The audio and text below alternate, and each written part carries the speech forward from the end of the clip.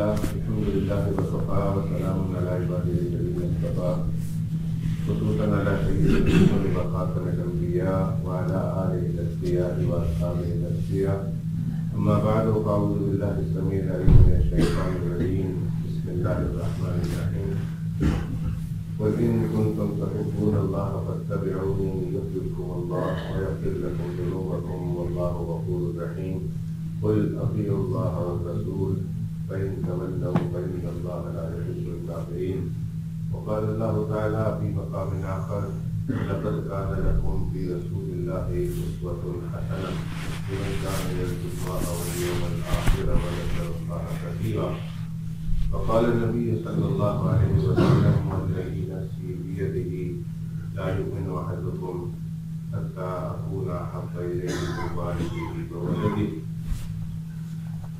أو كما قال صلى الله عليه وسلم صدق الله مولانا العظيم وصدق رسوله النبي الكريم ونحن على ذلك لمن الشاهدين والشاكرين والحمد لله رب العالمين سلام على خير الأنام وسيدي محبوب إله العالمين محمد سلام على خير الأنام وسيدي محبوب إله العالمين محمد بشير نذير هاشمي مكرم رؤوف عطوف من يسمى بأحمد يا رب صل وسلم دائما أبدا على حبيبك خير الخلق كلهم يا رب صل وسلم دائما أبدا على نبيك طه سيد الرسل سبحانك لا علم لنا إلا ما علمتنا إنك أنت العليم الحكيم رب زدني علما وارزقني فهما إن الله وملائكته يصلون على النبي يا أيها الذين آمنوا صلوا عليه وسلموا تسليما اللهم صل على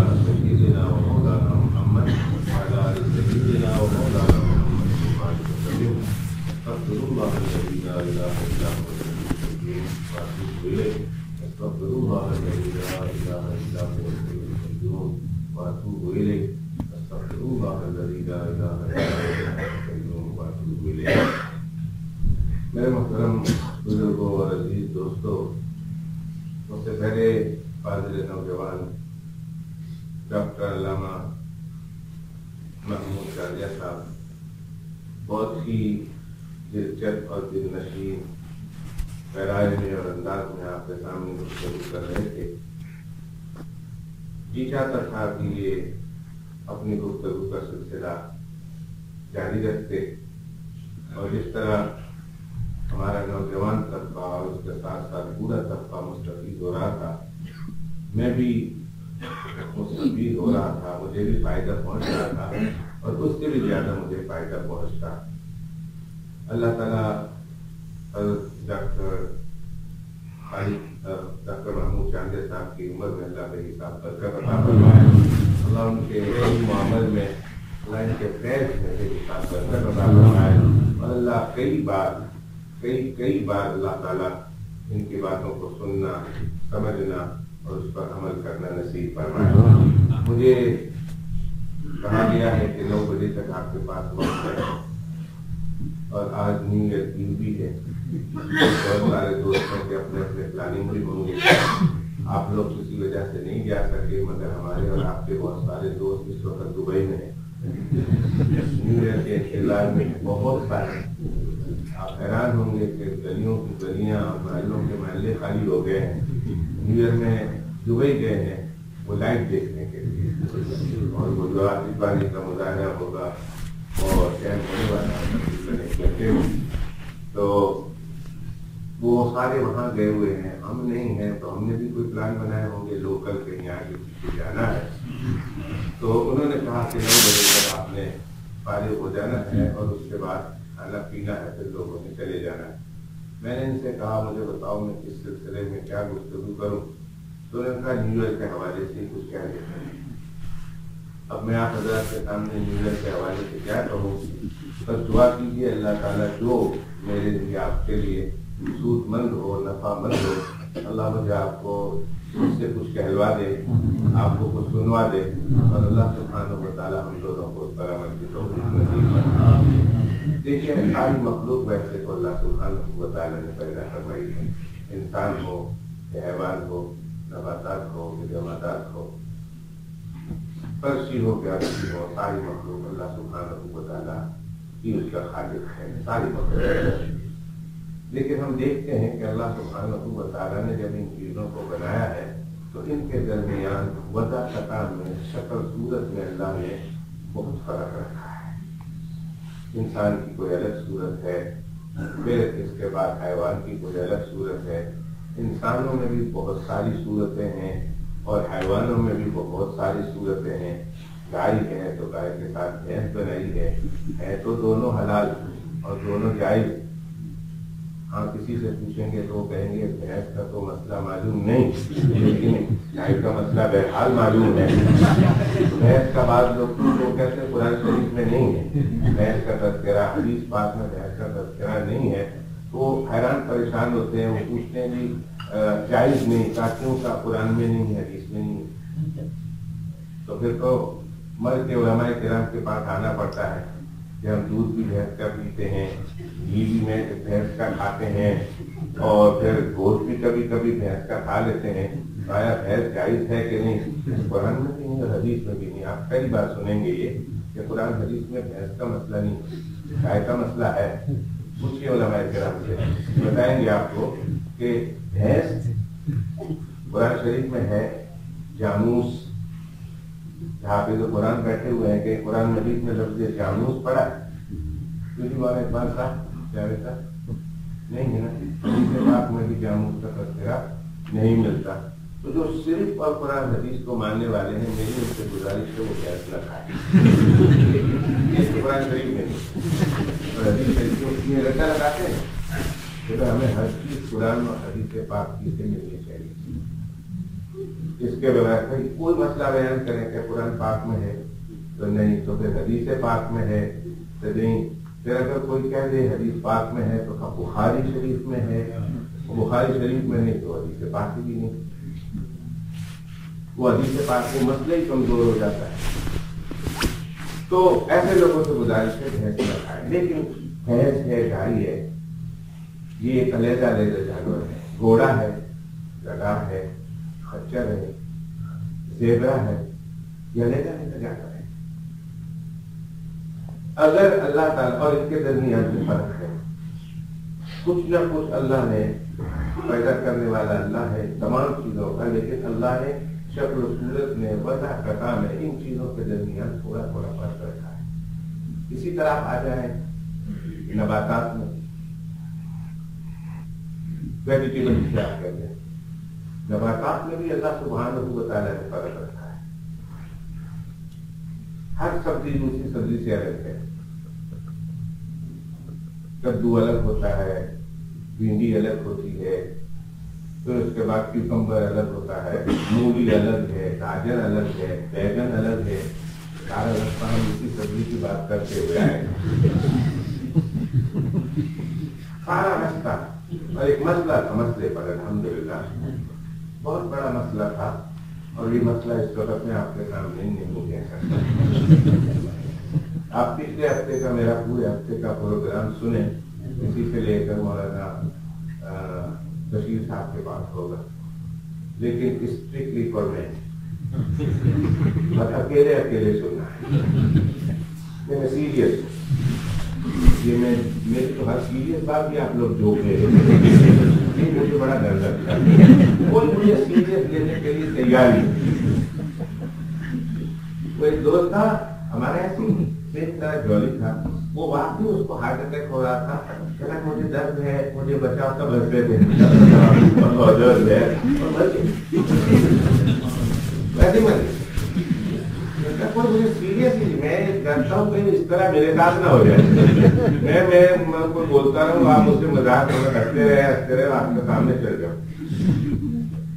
ایسے نہیں تو میں سچ کہہ رہا ہوں، میں نوجوانوں سے کہہ رہا ہوں، پتا ہے کسی کو، کسی نے سنا ہے میرا پچھلے ہفتے کا پروگرام، گھروں کے اسپیکر بند ہو گئے، گھروں میں اسپیکر کے ساتھ بیان نہیں جاتا، اور strictly for men, under 16 under 18 under 20 شادی شدہ نہیں بیٹھ سکتے میرے بیان، پھر بھی الحمدللہ رب العالمین سینکڑوں کا مجمع ہوتا تھا، دور دراز سے لوگ آتے تھے، بولٹن ہے، پریسٹن ہے، اور پھر جو ہے مانچسٹر ہے، اور کہاں کہاں سے لوگ آ کر الحمدللہ سنتے تھے۔ میں نے بہت اہم مسائل بیان کیے جس کا معلوم کرنا نوجوانوں کے لیے، اور جس کا معلوم کرنا مردوں کے لیے، اور جس کا معلوم کرنا شادی شدہ انسانوں کے لیے انتہائی ضروری ہے۔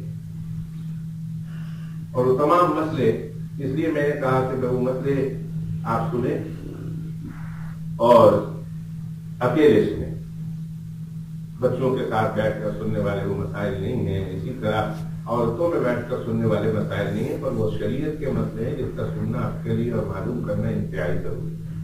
مصیبت یہ ہے کہ ہم ممبر و محراب سے بیان نہیں کر سکتے، اس لیے کہ سننے والے بچے ہوتے ہیں، سننے والی عورتیں ہوتی ہیں، نہیں سنا سکتے، اور پھر اگر ہم بیان کریں تو لوگ کہیں گے کہ لوگ گوجوں مولوی اچھا گوجا مسئلہ ہے۔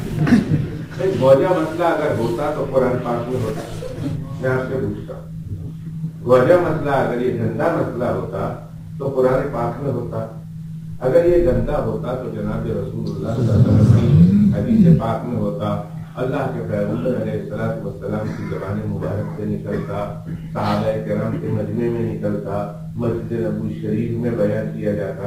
یہ وہ مسائل ہیں جس مسائل کا معلوم کرنا میرے اور آپ کے لیے انتہائی ضروری ہے۔ اس کا تعلق ہماری اور آپ کی زندگی سے ہے، اسلامی اور ایمانی اور احسانی زندگی سے ہے۔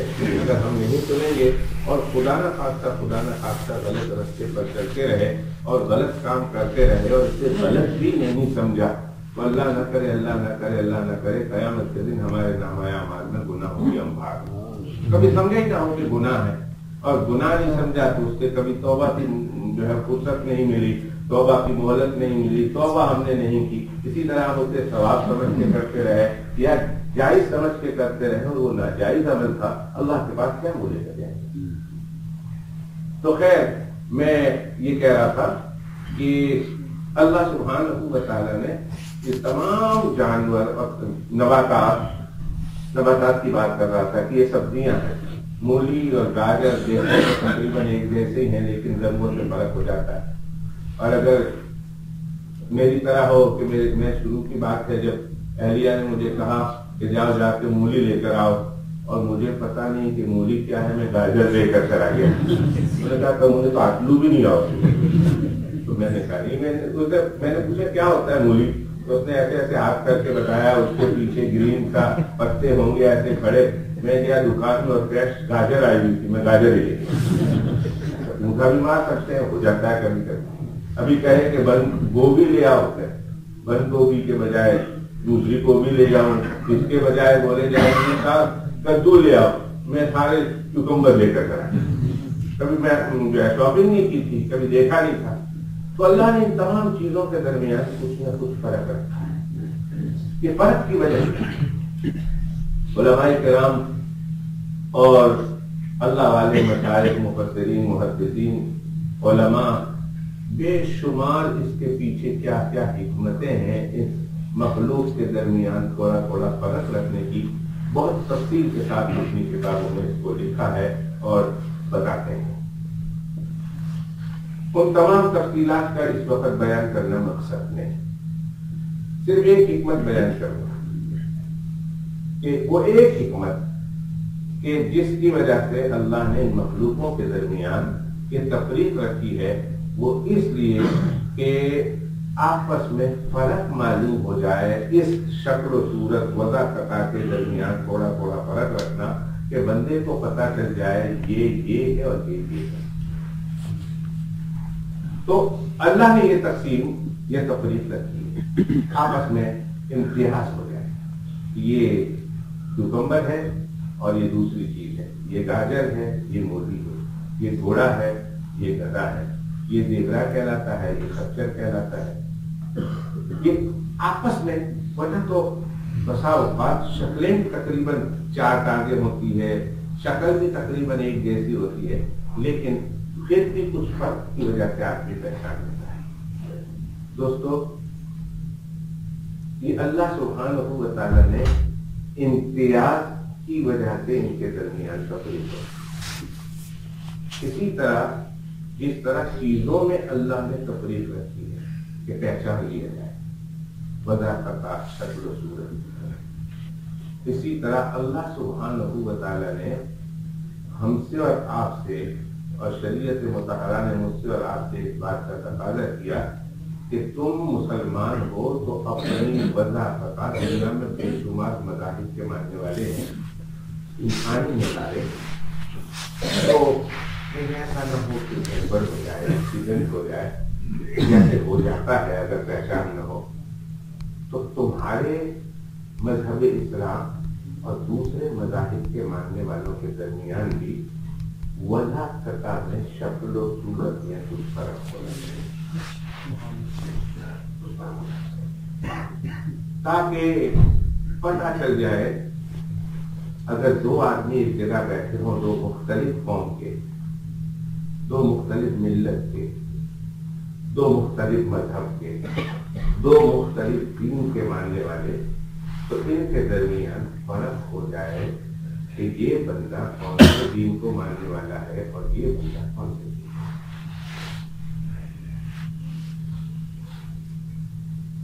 یہ فرق اللہ اور جناب رسول اللہ صلی اللہ علیہ وسلم نے اپنے کلام پاک میں بڑے واضح انداز میں کیا ہے. آج کا مسلمان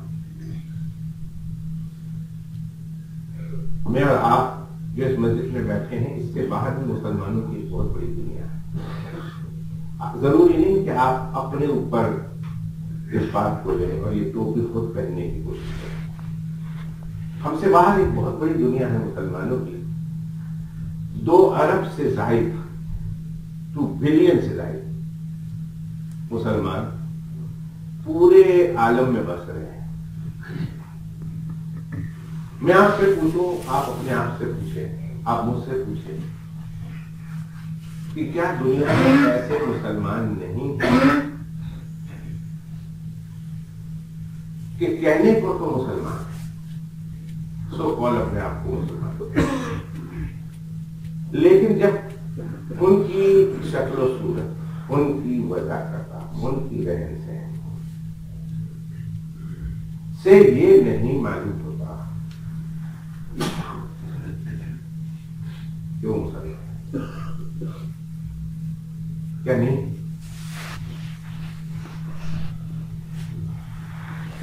میں ایک فکر کی بات کر رہا ہوں ایک سوال کر رہا ہوں آپ سے. آج میں بیان تو کچھ اور سوچ کے آیا تھا اور مولانا بشیر سلو صاحب اور ان کی کمپنی نے مجھے اس بات کی طرف متوجہ کیا کہ ذرا اس پر بھی روشنی ڈالیں. جناب رسول اللہ صلی اللہ علیہ وسلم کی حدیث اور بہت زبردست وعید والی حدیث ہے. من تشبہ بقوم فہو منہم. جس نے کسی قوم کے ساتھ مشابہت کی قیامت کے دن اللہ سبحانہ و تعالی اس انسان کا اس قوم کے ساتھ حشر فرمائیں گے.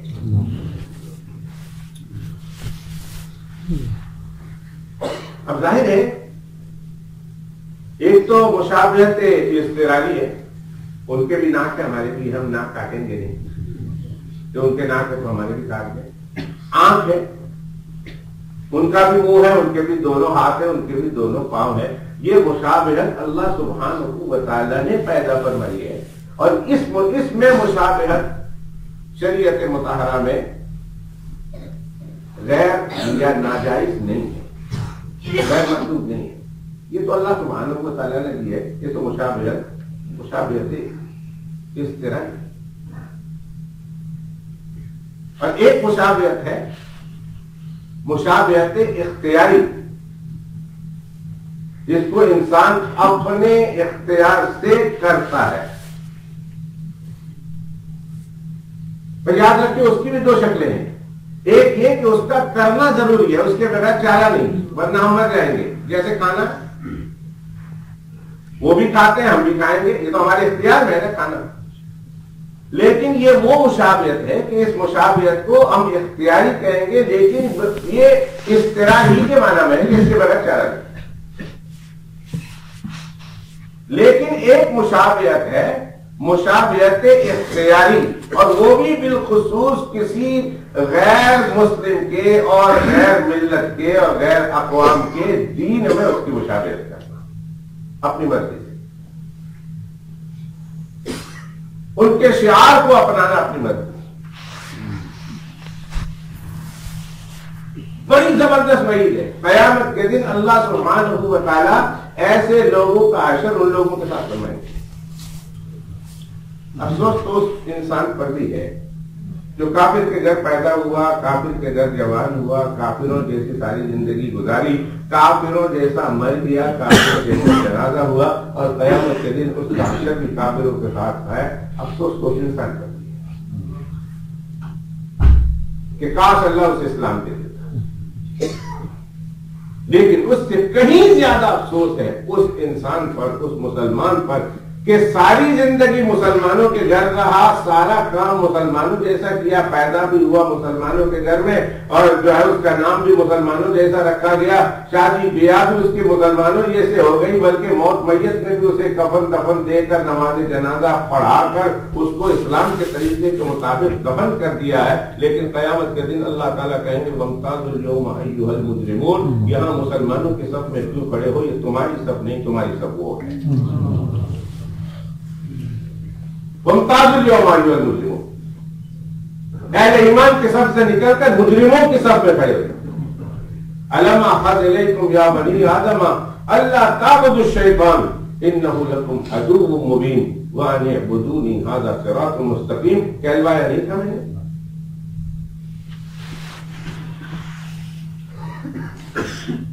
لہذا بہت فکر کرنے کی ضرورت ہے، بہت زیادہ خود کو، اپنی اولادوں کو، اپنی نسلوں کو اس بات کی طرف آگاہی کرنے کی، ان کو آگاہ کرنے کی، ان کو یاد دلانے کی، ان کو ریمائنڈ کرنے کی از حد ضرورت ہے کہ دیکھو اللہ سبحانہ و تعالیٰ نے ہمیں مسلمان بنایا، اور مسلمان بنانے کے بعد اللہ نے ہمیں جناب محمد الرسول اللہ صلی اللہ علیہ وسلم کا اسوہ حسنہ اختیار کرنے کا حکم دیا ہے۔ ہم اسوہ حسنہ کہتے ہیں، بہترین طریقہ کہتے ہیں۔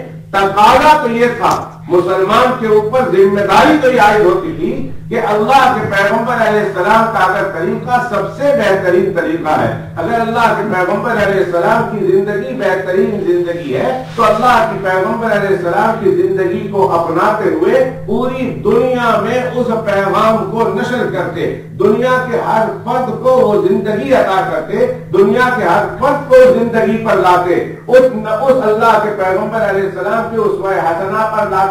مرد وہ نہیں جس کو زمانہ بدل دیتا ہے، یاد رکھیے، مرد وہ نہیں جس کو زمانہ بدل دیتا ہے، مرد وہ ہوتا ہے جو زمانے کو بدل دیا ہے، مرد وہ ہوتا ہے۔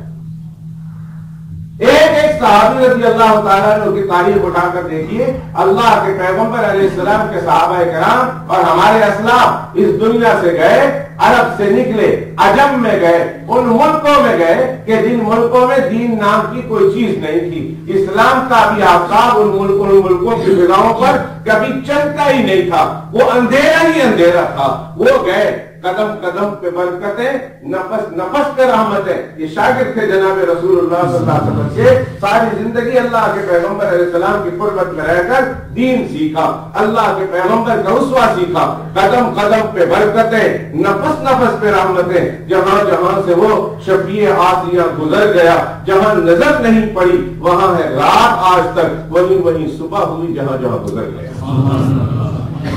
جہاں جہاں وہیں وہیں صبح ہوئی، جہاں جہاں گزر گیا، جہاں نظر نہیں پڑی وہاں رات آج تک۔ وہ سیکھ کے گئے، اللہ کے پیغمبر علیہ السلام کے اسوہ حسنہ کو سیکھا، اپنی زندگیوں میں اتارا، اور وہ دنیا کو دینے کے لیے نکلے۔ یہ آپ کا ویسٹرن ورلڈ اور آپ کی یہ جو ہے ہسٹورین اور آپ کے جو اورینٹلسٹ جس کو آپ مستشرقین یورپ کہتے ہیں، انہوں نے اپنی کتابوں میں صحابہ کرام کے بارے میں لکھا اور غلط لکھا، آپ کے اور میرے اسلاف کے بارے میں لکھا اور غلط لکھا کہ وہ غریب تھے، وہ بھوکے تھے، وہ ننگے تھے، وہ پیاسے تھے، ان کے پاؤں میں جوتے نہیں تھے، ان کے بدن پر کپڑے نہیں تھے، وہ دنیا میں اس لیے نکلے ہیں کہ دنیا سے مال حاصل کریں اور دنیا کو حاصل کریں، خدا کی قسم یہ اتنا ہی جھوٹ ہے جتنا بھی کوئی باہر چل کر کہے کہ وہ دن کو 12 بجے ہوئے ہیں، یہ اتنا ہی جھوٹ ہے۔ اگر کوئی یہ کہے کہ ہم مسجد میں نہیں بیٹھے ہوئے ہیں، یہ اس سے زیادہ جھوٹ ہے جو کہیں کسی کالے کو سفید کہہ دے اور سفید کو کالا کہہ دے، بلکہ وہ دنیا سے کچھ لینے کے لیے نہیں نکلے۔ وہ جب مکہ شریف اور مدینہ شریف سے اور اپنے گھروں کو چھوڑ کر نکلے ہیں تو وہ دنیا کو کچھ دینے کے لیے، صحابہ کرام دنیا لینے کے لیے نہیں نکلے، دنیا والوں کو کچھ دینے کے لیے نکلے۔ اور کیا دینے کے لیے نکلے؟ اللہ کا دین دینے کے لیے نکلے، محمد الرسول اللہ کا اسوہ دینے کے لیے۔ ایک ایک گئے، دو گئے، تین گئے، دنیا کے جس خطے میں گئے، اور جیسا دیش ویسا بیش، ایسا نہیں۔ یہ نہیں ہے کہ جیسا دیش ویسا بیش، کہ اپنا ایمان بھی بیچ دو، اپنا اسوہ بھی بیچ دو، اپنے نبی کے ساتھ تعلق بھی توڑ دو، اپنے نبی کے جو ہے شریعت مطہرہ کے ساتھ اور دین کے احکام کے ساتھ بھی کمپرومائز کر لو۔ جیسا دیش ویسا دیش نہیں، بلکہ کہا جیسا دیش وہ اپنا دیش، اسے اپنا دیش میں رنگنا ہے۔ چنانچہ نکلے ہیں، دنیا ایسے ایسے ممالک میں گئے ہیں اور ایسے ایسے انداز سے کام کیا ہے اور ایسا ایسا اسوہ حسنہ جناب رسول اللہ صلی اللہ علیہ وسلم کا اللہ کا دین کا پیغام پہنچایا کہ ان لوگوں کے تو کھانے کے انداز بدل گئے، ان لوگوں کے پہننے کے انداز بدل گئے، حتیٰ کہ سب سے اخیر میں جو چیز بدلتی ہے زبان، ان لوگوں کی تو زبانیں بھی بدل گئے، زبانیں بھی بدل گئے۔ کیا بولی بولتے تھے آج 1400 سال ہو گئے، وہ عرب گئے تھے عربی بولنے لگے ان ممالک۔ کاش اگر مولانا محمود چاندیا صاحب میرے ساتھ بیٹھے ہوتے، اور تاریخ پر ان کی بڑی نظر ہے اور بہت پیارے انداز میں تاریخ کو بیان کرتے ہیں۔ میں ان سے صرف ادھر یہ پوچھتا ادھر بیٹھا کر کہ آپ ان لوگوں کو بیان کریں کہ وہ کون کون سے ممالک ہیں کہ جن ممالک میں صحابہ کرام کے جانے سے پہلے کون کون سی زبانیں بولی جاتی تھی، ان کا کلچر کیا تھا، ان کی تہذیب کیا تھی، ان کا تمدن کیا تھا، ان کا رہن سہن کیسا تھا، ان کا رہن کہن گجراتی میں کہتے ہیں کیسا تھا، وہ کیسا رہتے تھے، ان کا کاروبار کیسا تھا۔ جب صحابہ کرام رضوان اللہ تعالی علیہ مجمعین گئے ہیں، جانے کے بعد صرف انہوں نے ان کا مذہب نہیں بدلا، انہوں نے صرف ان کا مذہب اور ان کا دین اور شریعت نہیں قبول کیا، انہوں نے ان کی زندگیوں کو دیکھا، ان کے رہنے کے انداز کو دیکھا، اپنا انداز بدل دیا، انہوں نے ان کے پہننے کے انداز کو دیکھا، اپنا انداز بدل دیا، انہوں نے ان کے بولنے کے انداز کو دیکھا، اپنا بولنے کا انداز بدل دیا۔ اور ان ممالک میں ایسا سکہ جمایا، 8000 سال سے زیادہ کا عرصہ گزر گیا، آج بھی صحابہ کرام رضوان اللہ تعالی علیہ مجمعین کے رنگ و بو اور نقش ان میں آج بھی نظر آتے ہیں۔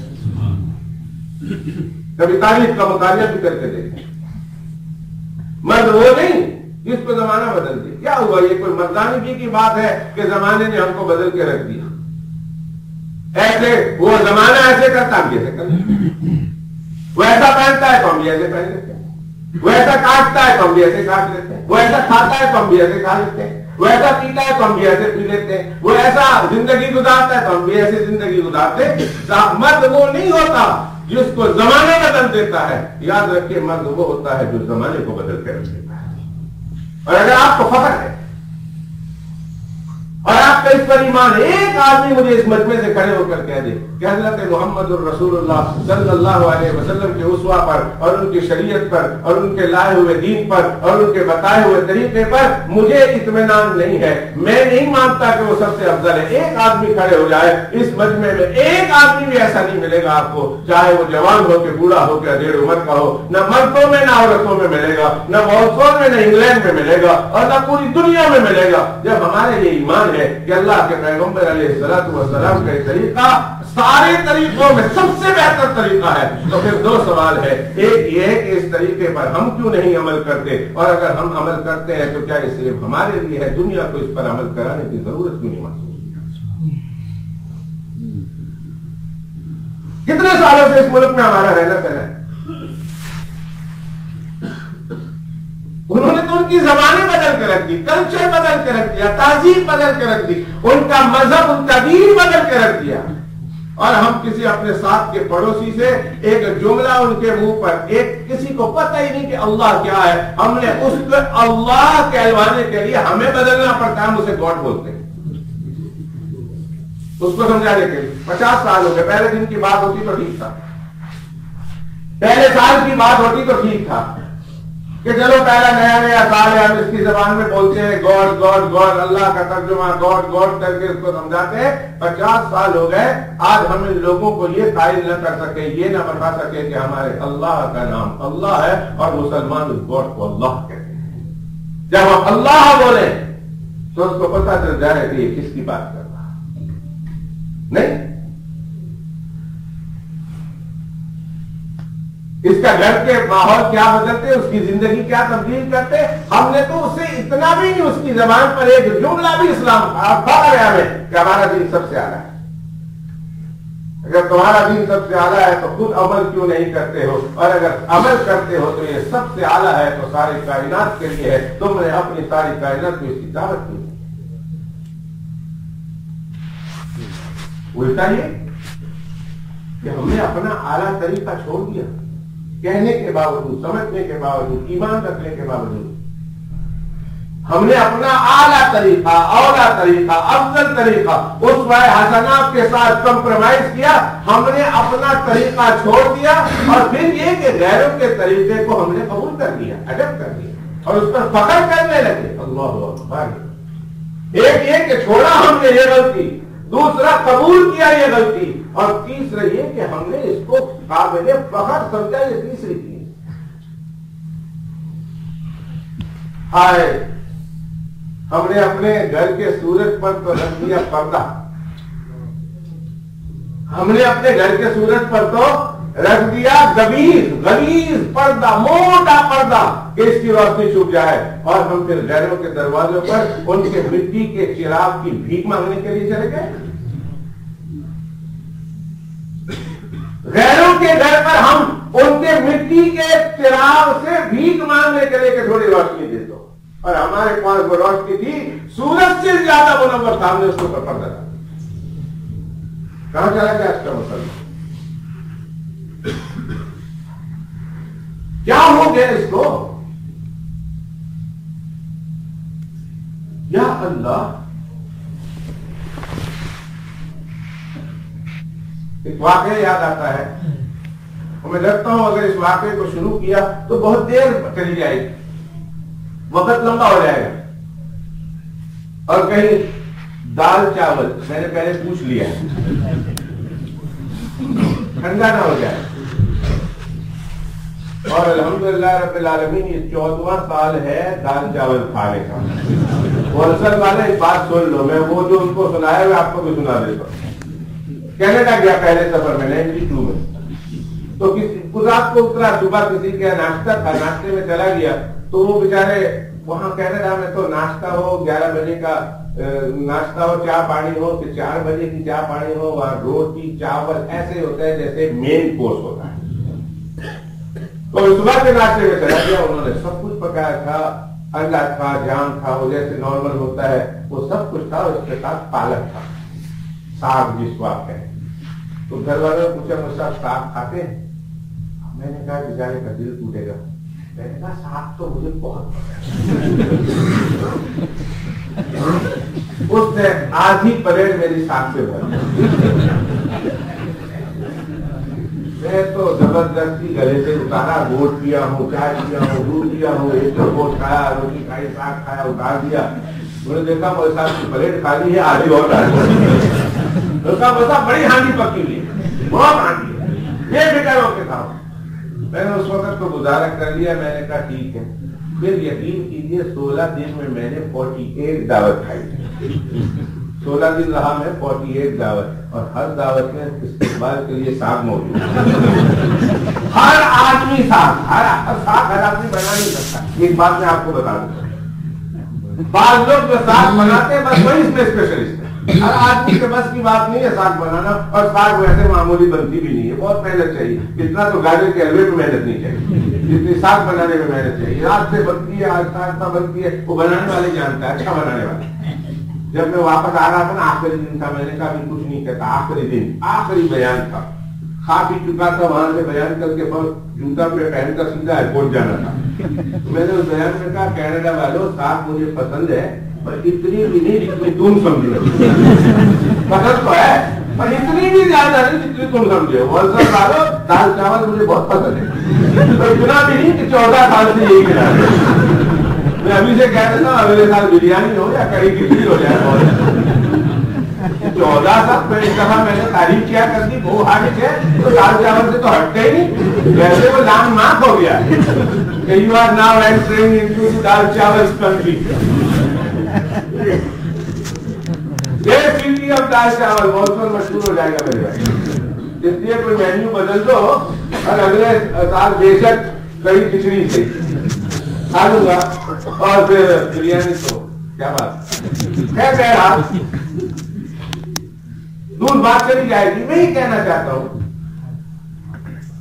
جناب نبی کریم صلی اللہ علیہ وسلم صادق اسوہ حسنہ جسے اللہ کہتے ہیں اسوہ. اور ایک بات بتا دوں, اللہ کی قسم کھا کے کہتا ہوں, سائنس اور ٹیکنالوجی جتنی ترقی کر لے, سائنس کو مرضی ہے جتنا ترقی کر, اور میری دعا ہے کہ اللہ کرے سائنس کو ترقی نصیب ہو. اور جلدی سے آمین بول دو, میں دعا نہیں کر رہا. سائنس جتنی تیزی کے ساتھ ترقی کرے, میری اللہ سے دعا ہے جتنی آج تیزی کے ساتھ ترقی کر رہی ہے اس سے زیادہ تیزی کے ساتھ ترقی کرے. اس لیے کہ سائنس جو ترقی کرتی ہے سائنسدان اسی قدر حضرت محمد رسول اللہ صلی اللہ علیہ وسلم کے اسوہ حسنہ کو اچھا اور پسندیدہ کراتے ہیں. مستقل ایک بیان ہے حضرت مولانا پیر ذوالفقار صاحب نقشبندی رحمۃ اللہ علیہ, ان کی کتاب ہے اردو میں وہ خطبات والی, کیا نام ہے بھائی, خطبات فقیر. اور خطبات فقیر میں مستقل ان کی ایک کتاب ہے اسی عنوان پر.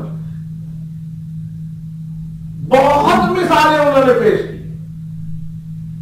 کہ جوں جوں سائنس نے ترقی کی سرور دو عالم صلی اللہ علیہ وسلم کی سنتوں کو پسندیدہ عمل قرار دیتی گئی کہ ساری کائنات میں اس عمل کرنے کے اتنے طریقے یہاں یہ طریقے رائج ہیں, لیکن سائنس نے ان تمام طریقوں کو ریجیکٹ کرنے کے بعد کہا ہے یہ سارے طریقے ٹھیک ہے اگر ان میں سب سے بہترین طریقہ ہے تو وہ طریقہ ہے جو حضرت محمد رسول اللہ اپنے ماننے والوں کو. اگر یہ واقعات یہ اسوہ حسنہ ہے, اللہ کے پیغمبر علیہ السلام کا طریقہ دیکھو میں میرے یہاں سے تو یہی ملے گا. ہم آپ کو ساری دنیا کہتی ہے ان کو فارورڈ لے جاؤ, ترقی اس کا نام ہے, ساری دنیا یہ کہتی ہے ترقی اس کا نام ہے کہ آگے دیکھو آگے بڑھو. ٹھیک ہے, ان لوگوں کی ترقی آگے بڑھنے میں ہے. بکری اور شیر دونوں کا کھانا ایک تو تمہیں بکری اور شیر کا کھانا ایک ہی ہے. بکری کیا کھاتی ہے, مینلی گھاس, پتے, چنا, اور شیر کھاتا ہے گھاس. شیر بکری کھا جاتا ہے. ابھی مولانا نے گوشت کا بتایا, ہم لوگوں کا تو بتا دیا کہ اتنا گوشت کھاتے ہیں, پر مولانا شیر کا نہیں بتایا وہ کتنا گوشت کھا جاتا ہے. شیر بکری نہیں کھاتی, شیر جو ہے وہ گھاس نہیں کھاتا, پتے نہیں کھاتا, چنا نہیں کھاتا, مر جائے گا لیکن گھاس نہیں کھائے گا, پتے نہیں کھائے گا. زندگی میں فرق ہے. اس کا جینا پتے کے ساتھ ہے, اس کا جینا گوشت کے ساتھ ہے. بے شک ساری دنیا والوں کی ترقی آگے بڑھنے میں ہو, لیکن اے مسلمانوں تمہاری ترقی پیچھے میں ہے 1400 سال. تمہاری اور اس میں فرق ہے بھائی. شیر اور ہوتا ہے, بکری اور ہوتی ہے. تم شیر ہو, تمہاری ترقی آگے بڑھنے میں نہیں کہ آگے بڑھو اور پیچھے کو بھول جاؤ. تمہاری ترقی کا راز 1400 سال پیچھے جانے میں ہے. محمد الرسول اللہ صلی اللہ علیہ وسلم کی جو ہے عشق میں ہے, اللہ کے پیغمبر علیہ السلام کی اسوہ میں ہے, اللہ کے پیغمبر کی دین میں ہے. یاد رکھیے امام مالک رحمۃ اللہ علیہ کا قول ہے موطا شریف میں, فرمایا یہ امت کبھی بھی صلاح اور فلاح اور کامیابی اور رزق و ہدایت کے منزل پر پہنچ نہیں سکتی جب تک کہ یہ ان راستوں پر نہ چلی جائے جس پر ہمارے اخلاق چل کر ترقی کے منزل پر پہنچ. آپ ان کو مت دیکھو, ان کی ترقی کا طریقہ اور ہے, اس لیے کہ وہ اور ہے, چیز ہی اور ہے اور ہم اور چیز ہے. تو میں آپ کو آگے بجائے پیچھے ترقی کی راہ پر لے جا رہا ہوں، پر ترقی کا انداز کچھ اور ہے. یہ لوگ آگے بڑھنے میں ترقی کہتے ہیں، ہم لوگ کہتے ہیں پیچھے پلٹنے میں ترقی ہے. میں تو وہی بات کہوں گا، اس پر ایک شعر سنا دیتا ہوں. عشق احمد کے سوا میرے داماں میں کچھ بھی نہیں، عشق احمد کے سوا میرے داماں میں کچھ نہیں. واللہ یہ وہ چیز ہے جو کسی بادشاہ کے ایواں میں ہے. عشق احمد کے سوا میرے داماں میں کچھ نہیں. واللہ یہ وہ شے ہے جو کسی شاہ کے ایواں میں نہیں. وہ بشر ہے واللہ وہ بشر ہے، بشر ہے واللہ وہ بشر ہے. بجا کہتے ہو مگر ساتھ یہ بھی کہو بشر ہے وہ، واللہ وہ بشر ہے. بجا کہتے ہو مگر ساتھ یہ بھی کہو کہ ان جیسا انسان محفل انسان میں کوئی نہیں. وہ بشر ہے واللہ وہ بشر ہے. بجا کہتے ہو مگر ساتھ یہ بھی کہو ان جیسا انسان محفل انسان میں کوئی نہیں ہے. اور جو محمد کے صحابہ سے خصومت رکھے، اور جو محمد کے یار سے خصومت رکھے، جو محمد کے صحابہ سے عداوت رکھے، ایمان کی بات ہے، وہ بندہ حلقہ ایمان میں نہیں، وہ مومنوں میں نہیں ہو سکتا. تو اگر اسوہ حسنہ ہے اور ہم مانتے ہیں کہ اللہ کے پیغمبر علیہ السلام کا طریقہ اسوہ حسنہ ہے، تو پھر اے مسلمانوں ہمیں ان اسوہ حسنہ پر پلٹ آنا ہوگا، اور صرف خود پلٹنا نہیں ہوگا، اور پوری دنیا کو اس راستے پر لانا ہوگا، اور اس کی جدوجہد کرنی ہوگی، اس کی محنت کرنی ہوگی. ہم دوسرے کے راستے کو غلط نہیں کہیں گے، لیکن یہ کہنے کا شاید حق ہمیں نہیں دیتا ہوگا یہاں کا قانون. ہم نہیں کہتے کہ دوسرے کا راستہ غلط ہے، مگر اتنا ضرور ہم کہیں گے اور چھاتی ٹھوک کر کہیں گے کہ ہمارا طریقہ سب سے بہتر طریقہ ہے. شاید دوسرے کے طریقے کو برٹش ویلیو کو کچھ مت کہو جی، ہمیں تکلیف ہوتی نہیں کہتے، اب نہیں چھیڑتے، لیکن چھوڑتے بھی نہیں اپنے طریقے کو، اور اپنے طریقے کو چھوڑنا بھی نہیں چاہتے. اور اپنے طریقے کے بارے میں ہم یہ سمجھتے ہیں اور یہ اقرار کرتے ہیں کہ ہمارا طریقہ تمام طریقوں میں سب سے افضل طریقہ ہے، اس لیے کہ اللہ کا پیغمبر سارے اللہ کی مخلوق میں سب سے افضل ہے، اور جو اللہ سبحانہ و تعالیٰ کے خزانے میں جو سب سے افضل تھا، اللہ نے اپنی افضل ترین مخلوق کو وہی عطا کیا، وہی عطا کیا. اس لیے دوستو، جو صالحین کا طریقہ ہے، جو انبیاء کا طریقہ ہے، جو مرسلین کا طریقہ ہے، جو اسلاف صالحین کا طریقہ ہے، صحابہ کرام کا طریقہ ہے، ان طریقوں پر آ جاؤ.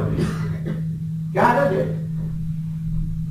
ان طریقوں کو اچھی طرح قبول کرو، ان طریقے کو اپناؤ، ان طریقوں پر اپنی زندگی لاؤ اور ان طریقوں سے فائدہ اٹھاؤ. ایک بات میں کہتا ہوں کہ جب اقوام عالم تمہارے اس طریقے کو دیکھے گی، اور اس طریقے پر تمہاری ترقی کو دیکھے گی، اور اس طریقے پر تمہارے سکون کو دیکھے گی، تمہارے اطمینان کو دیکھے گی، تمہاری عزت کو دیکھے گی، تمہاری عظمت کو دیکھے گی، تو تبلیغ کرنے کی بھی ضرورت نہیں ہوگی. انشاءاللہ ثم انشاءاللہ وہ خود بخود تمہاری طرف ان کے قدم اٹھتے چلے جائیں گے. نکلے تھے تم جانب منزل اکیلے، لیکن قافلہ بنتا گیا، جو آگے بڑھتے چلے جاؤ. قافلہ بچے. تم سچے ہو کہ میں سچا؟ میں سچا. سچا ہے تو پھر مقابلہ کرا دو.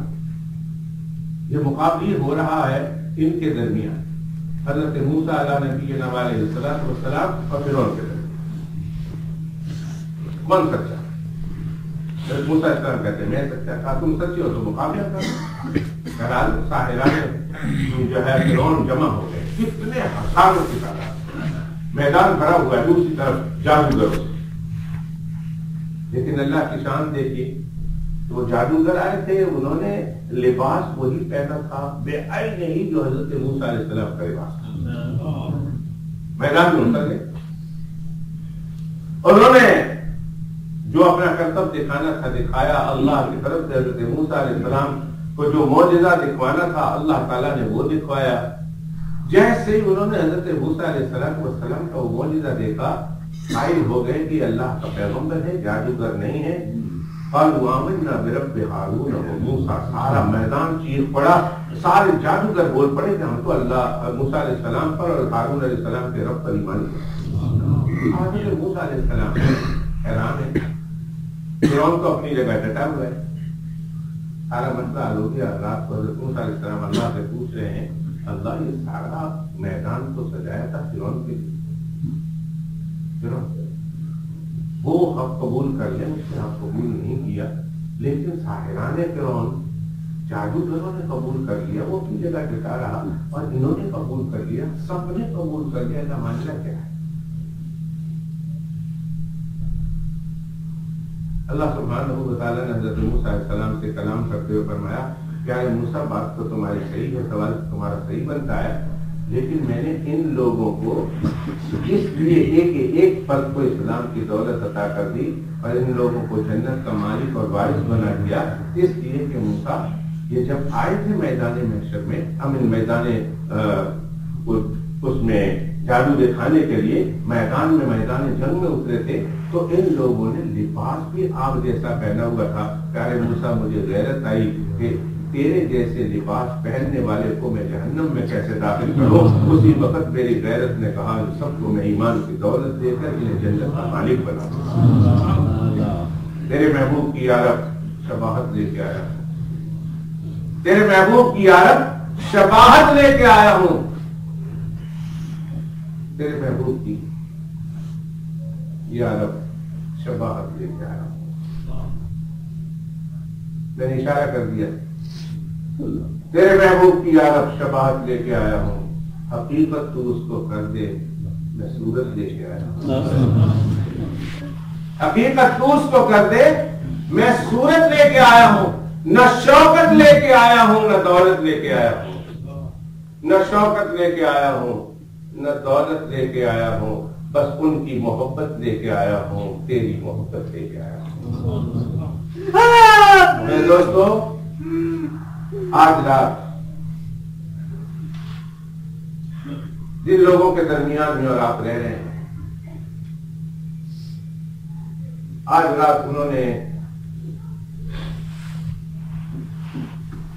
حق ہے، میں ان کو کیوں کہوں نہیں، ان کا ملک ہے، ان کا اپنا طریقہ ہے، انہیں حق ہے، وہ کرے جتنا مرضی ہے وہ کرے،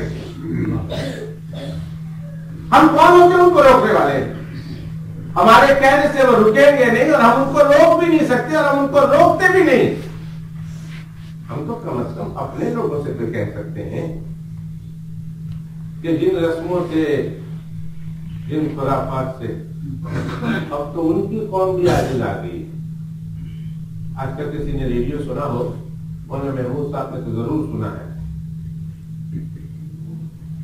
ان سے پوچھیے آج کا ریڈیو صبح سے یہی چل رہا ہے کہ اب سب کچھ بہت کمرشلائز ہو گیا ہے، ہر چیز بڑی مہنگی ہو گئی ہے، تو اس کے اندر کوئی جو ہے محبت نہیں رہی، اس کے اندر کوئی خلوص نہیں رہا، اس کے اندر کوئی چاہت اور پیار نہیں رہی، اب سب کچھ جو ہے کمرشلائز ہو گیا ہے، مہنگی ہو گئی ہے۔ اور صبح سے آج یہی سروے ہو رہا، 80% ان کے لوگ اپنے گھروں میں نیو ایئر رہیں گے، 80% باہر نہیں نکلیں گے، 80%۔ ان کے یہاں جو خرافات ہے، ان کے یہاں ان رسموں سے جو خود عاجز آ گئے ہیں، گویا انہوں نے جو کھا کر ہڈی پھینک دی ہے، کتنی بے شرمی کی بات ہوگی کہ ایک مسلمان ان کی چوسی ہوئی ہڈی کو اٹھا لے، یعنی ان کی ان رسوم سے جن سے وہ تنگ آ گئے ہیں، ہم ان کی رسوم کو ہم ادا کرنے والے بنے۔ میں اپنے بھائیوں سے، اپنے بہنوں سے، بالخصوص اپنے نوجوانوں سے اتنا ضرور کہوں گا آج کی رات کہ خدا را ان رسوم سے، ان خرافات سے، ان چیزوں سے بچے کہ جو ہمیں اللہ سبحانہ و تعالیٰ سے دور کرتی ہے اور اللہ سبحانہ و تعالیٰ کے غضب سے اور اللہ کی رحمت سے دور کر کے اللہ کے غضب سے اور اللہ کے غصے سے قریب کرتی ہے۔ اس سے زیادہ میرے فاضل دوست مولانا محمود چاندیا صاحب کا خطاب میں اپنے الفاظ میں آج کی رات کے حوالے سے آپ کو گفتگو کرتی ہے، اور ایک کوشش کریں آئندہ زندگی میں کہ اپنے پروردگار کو خوش کرے. دوستو ہمارا محسن ہے، منعم ہے، موتی ہے، عطا کرنے والا ہے. جب ابھی ہم پیدا نہیں ہوئے تھے تب سے اس کے احسان ہمارے اوپر جائے. کہ ہمارا اوپر ہی تو احسان ہے کہ ہماری ماں کے پیٹ میں ہم تھے اور ماں تڑپ رہی تھی، پریشان ہو رہی تھی، تکلیفوں میں دن گزار رہی تھی. ان تمام چیزوں کے بعد اتنی تکلیف تو اگر ہم کو ہو جائے نا. کوئی دوست تھا، ابھی بھی ہے، اس کے پاؤں میں کوئی چیز ہو گئی تو ڈاکٹروں نے کہا تمہارا علاج ہو جائے گا، ہم 6 مہینے کے بعد علاج ہو جائے گا، شروع ہوگا but it takes time, up to 6 months. But you'll become better. اس نے ڈاکٹر سے کہا مجھے بیٹھ کر 6 مہینے کے بعد نہیں بننا ہے، اتنا درد ہے کہ ابھی مجھے کاٹ دو، مجھے کاٹ، میرا پاؤں کاٹ دو. ڈاکٹروں نے کہا ہو جائے گا، آہستہ آہستہ اس کا علاج ہو جائے گا، مت فکر کر. اس نے کہا میں نے 6 مہینے یہ تکلیف برداشت نہیں کر سکتا، میرا پاؤں کاٹ دو. کاٹ دیا ڈاکٹر. اس نے کہا کوئی کسی ماں سے جا کر پوچھے، اپنی ماں سے جا کر پوچھو اماں میں آپ کے پیٹ میں 9 مہینہ رہا ہوں، آپ نے کس طرح دن رات گزارے اس قدر تکلیف کے ساتھ. کچھ تو خواتین ایسی ہے کہ جس دن سے اس کے پیٹ میں آپ آئے، میں آیا، بچہ آیا، اس دن سے اس کے 9 مہینے ہسپتال میں گزرتے ہیں. بیچاری الٹیوں پہ الٹیاں کرتی رہتی ہے، سر درد ہے، الٹیوں پہ الٹیاں ہیں، تکالیف پہ تکالیف ہے.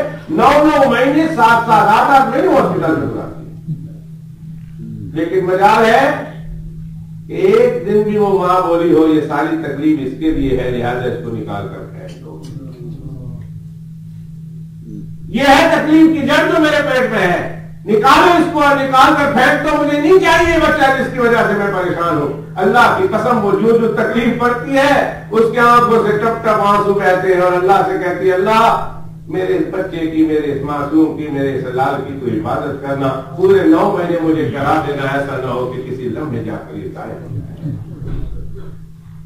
کون ہے جو اس ماں کے دل میں تمہاری محبت ڈال رہا ہے حالانکہ تمہاری شکل کو ابھی تمہاری ماں نے دیکھا تک نہیں تھا؟ کون ہے؟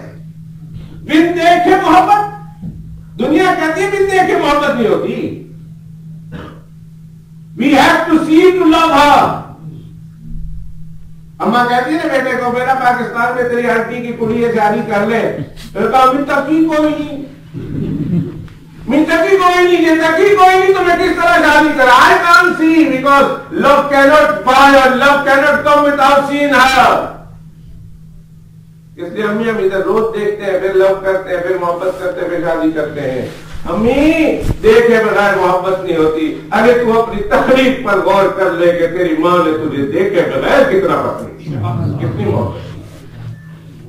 تیرا اپنی تکلیف پر تو غور کر، کیا بات تو کہہ رہا ہے؟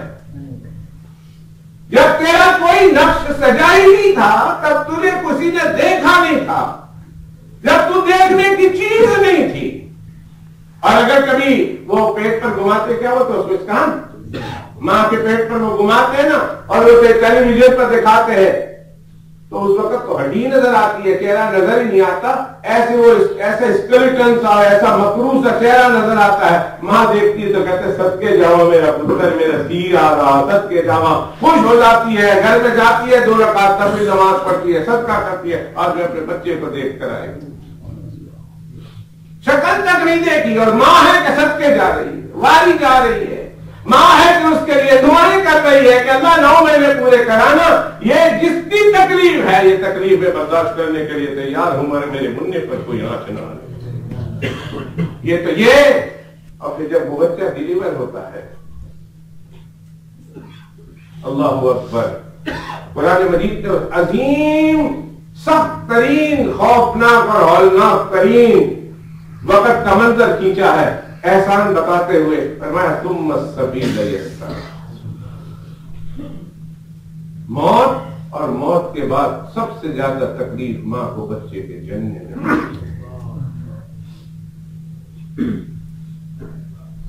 وہ تکلیف برداشت کرے. یہ محبت کس نے لائی ماں کے ذہن میں؟ ابھی ہم ہمارے پیدا ہونے کے بعد تو اس کے احسانات ہم جب برستے ہوئے اپنے آپ پر دیکھتے ہیں، لیکن ابھی تو ہمارا وجود دنیا میں نہیں آیا تھا، تب سے اللہ سبحانہ و تعالیٰ نے ہمارے اوپر احسان کرنا شروع کر دیا، اور جو جو زندگی آگے بڑھتی جا رہی ہے اللہ کے احسان ہمارے اوپر بارش کے قطروں اور موسلادھار بارش کے قطروں سے زیادہ برس رہے ہیں۔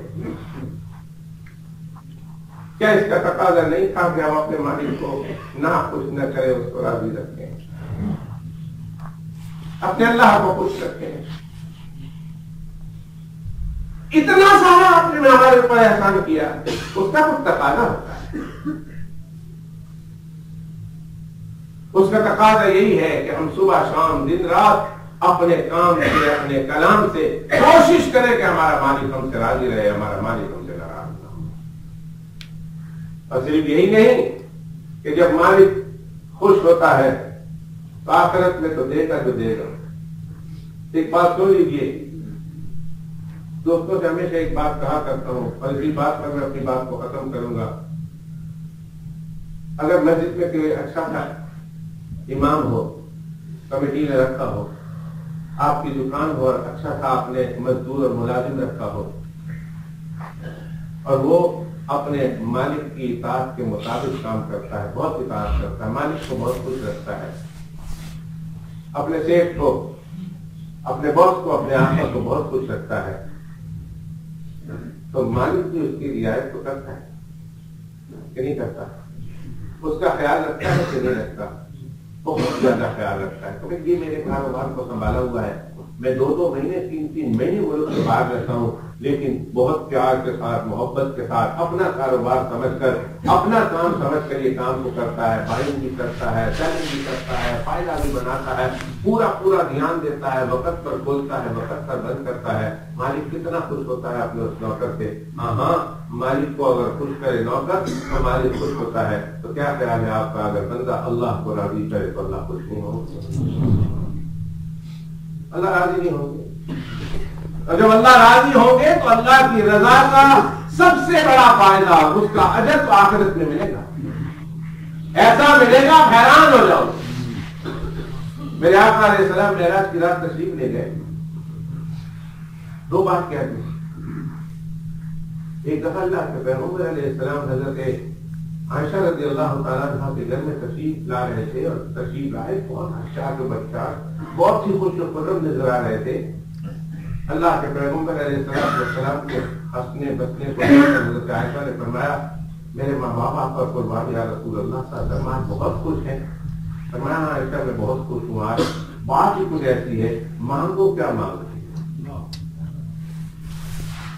دریائے رحمت جوش ہے۔ ہم عائشہ سے فرمایا عائشہ مانگو کیا مانگتی ہو؟ اب حضرت عائشہ فرماتی ہے میں کیا مانگوں؟ تو خود کہا دل میں کہ میرے سے بہتر میرے ابا ہیں جو مجھے مشورہ دے سکتے ہیں۔ جب یہ سوچا تو اللہ کے پیغمبر علیہ السلام سے کہا یا رسول اللہ میں مانگ لوں گی آپ کے بعد میں اپنے ابا سے مشورہ کر کے آیا ہوں، اجازت ہو تو میں جا۔ حضرت عائشہ رضی اللہ تعالیٰ اگر تشریف لے گئی، ابا عائشہ ٹھیک تو ہے، جہاں جلدی میں ایک بات بتا دیجیے، اللہ کے پیغمبر علیہ السلام نے آگے آفر کی، عائشہ مانگو کیا مانگتی ہو؟ تمہیں دیا جائے گا، تمہیں کیا مانگ لو؟ تو میں پھر ایسا کرو جلدی جاؤ اور جا کر اپنے آقا صلی اللہ علیہ وسلم سے پوچھ لو کہ معراج کی رات جب آپ تشریف لے گئے تھے تو اللہ قرآن مجید میں فرماتے ہیں کہ اپنے بندے سے ہم کلام ہوا، فَأَوْحَىٰ إِلَىٰ عَبْدِهِ مَا أَوْحَىٰ، میں نے اپنے بندے سے بات چیت کی، ہمارے درمیان بات چیت ہوئی ہے، اس بات چیت تو بیان کر دی لیکن اس کو اللہ نے یوں گول کر کے رکھ دیا، پورا کھولا نہیں ہے۔ تو یہ کہہ دیجیے اگر آپ نے بتانا ہے تو وہ باتوں میں سے ایک بات بتا دیجیے جو اس رات آپ کی اور اللہ کے درمیان۔ مجھے یہ بات سنی، کیا بات تھی؟ مجھے ان باتوں میں سے ایک بات بتا دیجیے۔ اور فرمایا بیٹی عائشہ بھاگ کے جاؤ اور پوچھنا، اور وہ جو جواب دے تم نے آ کر مجھے بتانا ہے۔ حضرت عائشہ رضی اللہ تعالیٰ عنہ فرماتی ہے میں بھاگ کے گئی، تب بھاگ کے بعد اللہ کے پیغمبر علیہ السلام سے کہا تمہارے ابا نے بھی بڑا زبردست سوال کرنے کو کہا ہے. عائشہ اللہ کی من جملہ باتوں میں سے ایک بات کی وہ ایک بات میں تمہیں بتا دیتا ہوں. اللہ کے پیغمبر علیہ السلام فرمایا کہ بتا دو کہ جو شخص دو آدمیوں کے درمیان لڑائی ہو اور وہ دو آدمی آپس میں صلح کر لیں. آدمیوں کے درمیان لڑائی ہو اور وہ دونوں بھائی صلح کر لیں. ایک معافی مانگنے کے لیے آئے اور دوسرا اسے معاف کر دے. وہ کہے مجھے معافی دینی ہے, معافی دے دو, میں غلطی پر تھا. اگر کہ وہ غلطی پر نہ ہو, جب وہ غلطی پر تھا اور آپ سے معافی مانگنے کے لیے آیا, آپ نے کہا میں نہیں معاف کرتا, ایسا نہیں بلکہ چلو معاف کر دیا. فرمایا جب صلح دونوں بھائیوں کے درمیان کرانے کے لیے آئے اور وہ دونوں صلح کر لے تو اللہ نے عشق معراج کی رات میں مجھے اس وقت وعدہ کیا ہے. اللہ فرماتے ہیں میں ان دونوں کو جنت دینے کا اسی وقت فیصلہ کر لیتا ہوں. میں فیصلہ کر لیتا ہوں کہ دونوں بھائیوں کے درمیان صلح ہو گئی, ایک نے معافی مانگی اور دوسرے نے معافی دے دی. اب میری غیرت کو جوش آتا ہے اور میں فیصلے کر لیتا ہوں میں دونوں کو جنت دے, دونوں کو جنتی بنا دیتا ہوں. حضرت عائشہ رضی اللہ تعالیٰ کا یا رسول اللہ 10 منٹ 5 منٹ مجھے وقت دیجیے, میں ابھی آئی اپنے ابا کے گھر جا کر. جب گئے حضرت ابوبکر ٹہل رہے تھے بے چینی اور پریشانی کے ساتھ اپنے آنگن میں. حضرت عائشہ کو دیکھا, بھاگتے ہوئے آئے. عائشہ پوچھا تم نے؟ پوچھا, جواب دیا؟ کیا جواب بھی دیا. کہا کیا جواب دیا؟ کہا یہ بتایا. حضرت ابوبکر رضی اللہ تعالیٰ نے تاڑ مار کر زار و قطار رونا شروع کر دیا. اما عائشہ کہتی میں تو پریشان ہو گئی, یہ وقت تو ہنسنے کا ہے, یہ وقت خوش ہونے کا ہے, یہ بات سن کر تو ہر مسلمان خوش ہوتا ہے. میرے ابا کو کیا ہو گیا, رونا شروع کر دیا, رو رو کر ہچکیاں بن گئی. جب تھوڑا سا سکون آیا اما عائشہ نے پوچھا ابا یہ کون سا وقت ہے رونے کا, کیا آپ رو رہے ہیں؟ یہ تو وقت ہنسنے کا تھا, اس میں تو رونے کی کوئی بات نہیں. فرمایا ہاں عائشہ ہے رونے کی بات, تمہاری نظر وہاں نہیں پڑی. کہا پھر نظر دلا دیجیے نا, کیا ہے جس پر آپ کو رونا آ گیا؟ فرمایا تم نے تصویر کا ایک رخ مجھے پیش کیا. اللہ کے پیغمبر نے تصویر کا سکے کا ایک طرف کا بتایا. کہا جب دو بھائی صلح کرتے ہیں اللہ سبحانہ و تعالی اسے جنت عطا کرتے ہیں. تو تصویر کا دوسرا رخ یہ بھی تو ہے کہ جب دو مسلمان بھائی آپس میں جھگڑا کرتے ہیں تو پھر اللہ اسے دوزخ میں بھی ڈالیں گے. تم صلح والا رخ تو دیکھ لیا, جھگڑے والا رخ نہیں دیکھا. مجھے وہ جھگڑے والا رخ یاد آ رہا کہ اگر مسلمان آپس میں دو جھگڑے ہوئے ہوں تو اللہ سبحانہ و تعالیٰ ناراض ہو کر اسے جہنم ہی تو بھیجیں گے. یہ تو معراج شریف پر مجھے یاد آیا.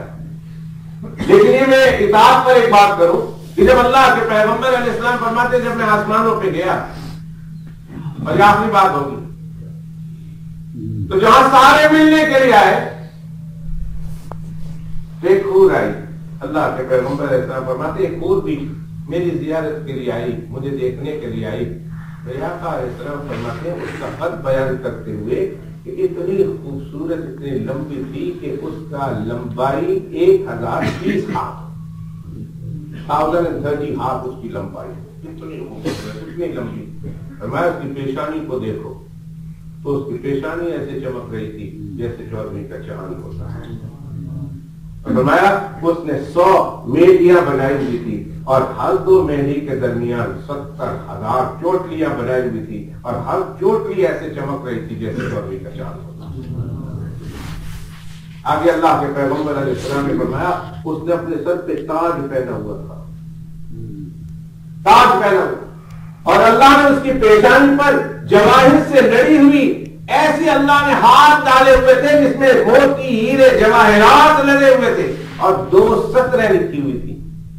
اس ہیرے جواہرات کی اس ہار میں 2 لین لکھی ہوئی تھی. ایک لین دے لکھی ہوئی تھی بسم اللہ الرحمن الرحیم اور دوسری پر لکھا ہوا تھا من ارادہ مثلی, من ارادہ مثلی فلیعمل بطاعت ربی, کہ جو میری جیسی حور سے شادی کرنا چاہتا ہے ہمارا ایک پیغام ہے محمد ان کو جا کر دے دینا کہ وہ اللہ سبحانہ و تعالیٰ کو راضی کرنے میں اپنی زندگی کرے. دوستوں کون نہیں چاہتا اس لڑکی سے شادی کرنا؟ اللہ مجھے آپ کو وہ لڑکی نصیب فرمائے. گھر جمائے کوئی خرچہ نہیں, گھر جمائے. ادھر تو 2 شادی کرنے میں ڈر لگتا ہے کہ میں بیوے نے خرچوں کے دیکھ لو پورا نہیں تھا تو بیوے کا کرو, کرنا تو بہت چاہتے ہیں لیکن وہ خرچہ پورا نہیں ہوگا. हमारे एक दोस्त था, वो कहता था मौलवी साहब शादी चाहिए दूसरी मगर ऐसी जो घर जमाए घर की लाइन है, खावा हो रही है लोग तो खर्चों में हाथ करने के लिए तैयार है। मैंने कहा भाई 20 साल से तो मैं ऐसे ही ढूंढ रहा हूँ, मिलेगी तो पहले मैं करूँगा फिर तुम्हें बताऊँ। पर वहां तो सब कुछ अल्लाह सुब्हानहू व तआला की तरफ से मुफ्त, कपड़े मुफ्त, खाना मुफ्त, पीना मुफ्त, हर चीज, हीरे जवाहरात, कुछ आपने नहीं देना, सब अल्लाह पाक ने देना। एक काम, आज की रात बड़ी रात है। वैसे तो जैसे मौलवी साहब ने भी कहा होगा और आपने जुमा के दिन भी सुना होगा, हमारे यहाँ तो ये ऐसी कोई चीज है नहीं, यही बात। आज का दिन गुजर गया तो कल का दिन नया सूरज आएगा, भाई यही सूरज कल निकला था, यही सूरज आ जाएगा। जिसने कोई लंबा बाल पहनकर नहीं आना, कोई कोट पहनकर नहीं आना, कोई ज्यादा रोशनी लेकर नहीं आना, कोई कम रोशनी लेकर नहीं आना, ये तो एक बना हुआ है एक रिवाज। किसी 16 का सूरज डूब गया, लास्ट सूरज, अब 17 का नया सूरज शुरू होगा, क्या फर्क पड़ेगा? इससे कुछ फर्क नहीं पड़ता। फर्क इससे पड़ता है कि हमारी पिछली जिंदगी और हमारी अगली जिंदगी अगर वही रफ्तार बेढंगी तो पहली चीज औखी है तो फिक्र करने की जरूरत है। दोस्तों, इतना मैं कहूंगा, अपने आप को अल्लाह सुब्हानहू व तआला की इताअत में, अल्लाह की फरमाबरदारी में खपा दो और अपनी जिंदगी में हजरत मोहम्मद रसूलुल्लाह सल्लल्लाहु अलैहि वसल्लम की उस्वा हसना बनाओ। बहुत पछताएगा वो इंसान, बहुत पछताएगा। ये जब क़यामत के दिन अल्लाह के पाक बारगाह में हाजिर होगा, अगर उसके दामन में अल्लाह की इताअत नहीं और हजरत मोहम्मद रसूलुल्लाह की गुलामी नहीं, तो फिर इस इंसान को इतना पछतावा होगा कि इस पछतावे का मदावा और तलाफी वहां जाकर मुमकिन नहीं, और उस पछतावे का अंदाजा हम यहाँ नहीं बता सकते। आइए आज की इस इंतहाई खूबसूरत और पुरवकार तकरीब को, इस अपॉर्चुनिटी को इस्तेमाल करते हुए अल्लाह की पाक बारगाह में हद करते हैं कि अल्लाह आज तक आपको राजी करने में कोई कोताही हुई तो अल्लाह से माफ करना, और आइंदा हम इरादा करते हैं कि अल्लाह हमारा हर अमल, हमारा हर कदम आपकी रजामंदी के काम वाले उठेगा, हमारे मुंह से वो निकलेगा जो आपको राजी करे, हमारे अमल से वो होगा जो आपको राजी करे। और अगर अल्लाह कभी नफ्स और शैतान के धोखे में आकर कहीं आपकी नाफरमानी वाले अमाल हमसे हो जाए तो अल्लाह हम तौबा करेंगे, कहो इंशाअल्लाह। जो अब तक हुआ है उस पर माफी मांगे, कहें अस्तगफिरुल्लाह, अस्तगफिरुल्लाह, दिल की गहराइयों से माफी मांगे, अस्तगफिरुल्लाह। अल्लाह आज तक आपका खाया मगर खाया नहीं, आपका खाते रहे। दुनिया में तो ऐसे इंसान को एहसान फरामोश कर देते हैं, निमक हराम बोल देते हैं, जो किसी का खाए और उसका खाए, उसके खिलाफ उसको एहसान फरामोश करते हैं, उसको निमक हराम बोलते हैं। अल्लाह हमने तो सारी जिंदगी आपका खाया और आपकी दी हुई ताकतों को इस्तेमाल किया, मगर आपको राजी करने के लिए हमने जद्दोजहद बताओ नहीं की। अल्लाह माफी मांगते हैं, सिर्फ दिल से माफी दे गए, कहो अस्तगफिरुल्लाह। और आइंदा कोशिश करेंगे कि हमारा हर कलाम हो या हमारा हर काम हो अल्लाह सुब्हानहू व तआला की रज़ा के मुताबिक हो। हर हमारा हर उठने वाला कदम और हमारे से हर ज़ाहिर होने वाला अमल हमें अल्लाह सुब्हानहू व तआला की रज़ा और अल्लाह की इताअत की तरफ ले जाए। और फिर अगर गलती हो जाए तो कहो इंशाअल्लाह तौबा जरूर करेंगे। और दूसरी बात, अपनी जिंदगी में जनाब रसूलुल्लाह और कीजिए हमारी जिंदगी में वो कौन कौन सा शोबा ऐसा है, कौन कौन सा कोना ऐसा है कि जहां अल्लाह के पैगंबर से खाली सीखना शुरू कीजिए। मस्जिदों में बताया जाता है, उलमाए किराम बताते हैं, एक एक सुन्नत से अगर हम रोजाना एक सुन्नत सीखें, अगर हम हर हफ्ते में भी एक सुन्नत सीखें तो साल में अल्हम्दुलिल्लाह 50 सुन्नतें सीख जाए। जितनी सुन्नतें हमें मालूम है हमारी जिंदगी में नहीं, तो कोशिश करके पूरी हिम्मत सर्व करके हमने अपनी जिंदगी में उन सुन्नतों को लाना है। और अगर वो तमाम सुन्नतें जिसका हमको पता है اور الحمدللہ ہماری زندگی میں ہے تو کوشش کریں نئی سنتوں کو سیکھنے کی، اللہ کے پیغمبر اسلام کے نئے اسوہ حسنہ کو سیکھنے کی، اور کوشش یہ بھی کریں اپنی زندگی میں اتاریں۔ یقین کیجیے مجھے یاد آئے ایک آئے تھے، چند آئے تھے، 40 آئے تھے، کتابوں میں لکھا ہے 40 آئے تھے کہ بھیجے گئے تھے مدینہ طیبہ سے روزہ کو ہوا جاؤ، ہندوستان جاؤ۔ ہندوستان آئے تھے، 40 تھے اپنے دوستوں کے ساتھ، اور دنیا سے گئے ہیں تو ان کی نماز جنازہ پڑھنے والے 99 لاکھ انسان ہو۔ برگومدہ جمشید کا ہم نے جنازہ دیکھا، ہماری تو آنکھیں پھٹی کی پھٹی رہ گئی۔ اس بندے کو اللہ نے اتنی مقبولیت دی، تو شاہوں کو ایسی مقبولیت نہیں ملتی، بادشاہوں کو ایسی مقبولیت نہیں ملتی جو اللہ کے اس بندے کو دی۔ اس کا کیا عمل تھا؟ دنیا میں پھر کر اللہ کے دین کو عام کرنا، لوگوں کو اللہ کی اطاعت پر لانا، جناب رسول اللہ صلی اللہ علیہ وسلم پر لانا۔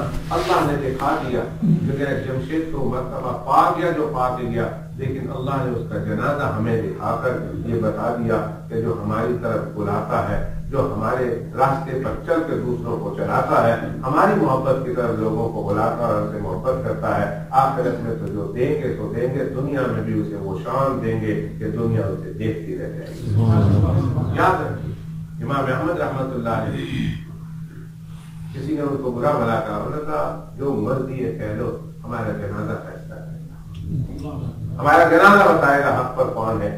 کہتے ہیں امام احمد رحمۃ اللہ علیہ کا جب جنازہ اٹھا ہے، اس زمانے کے 25 لاکھ 2.5 ملین 25 لاکھ انسانوں نے ان کا نماز جنازہ پڑھا، 25 لاکھ انسانوں نے۔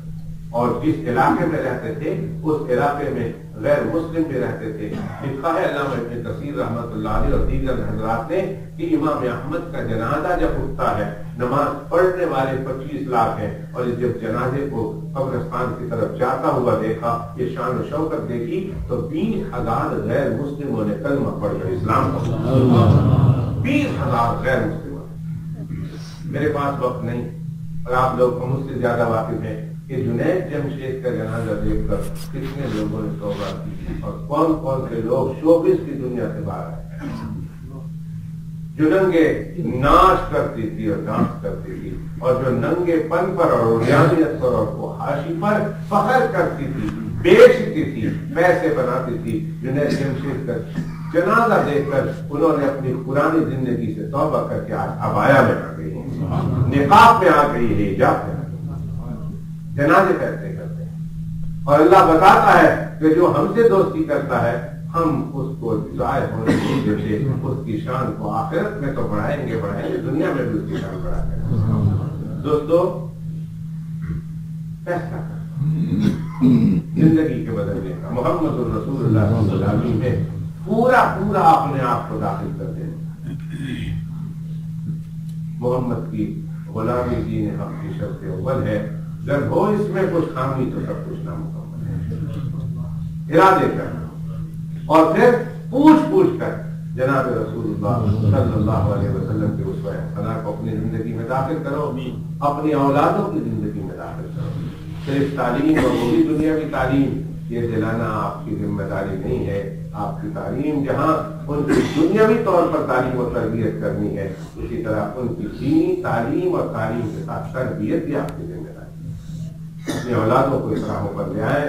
اللہ کرے ہمارا یہ پروقار اجتماع اور ہماری یہ انتہائی مبارک تقریب میری زندگی میں انقلاب کا، دینی انقلاب کا ذریعہ بن جائے، آپ لوگوں کی زندگی میں دین کی نئی باتوں کے وجود میں آنے کا ذریعہ بن جائے، اور اللہ سبحانہ و تعالیٰ اپنی رحمت سے، اپنے فضل و کرم سے ہم سے مرنے سے پہلے راضی ہو جائے، اور اس شان کے ساتھ ہم بھی دنیا سے جائیں کہ مالک ہم سے راضی ہو، اور اس قابل ہو جائیں کہ کل میرے اور آپ کے آقا جناب رسول اللہ صلی اللہ علیہ وسلم کا آمنا سامنا ہو تو ہم آنکھیں دو چاڑ کر ہم شان کے ساتھ اللہ کے سامنے جائیں، جس طرح کوئی پوچھا ہوا مسافر اپنے پیاروں میں جاتا ہے، بڑے استقبال لوگ کرتے ہیں، وہ بھی خوشی خوشی جانا چاہتا ہے، بڑا خوش چاہتا ہے اور اگلا بندہ بھی منتظر رہتا ہے، اور جب ملاقات ہوتی ہے تو ایک عجیب خوش منظر، ایک عجیب سما ہوتا ہے۔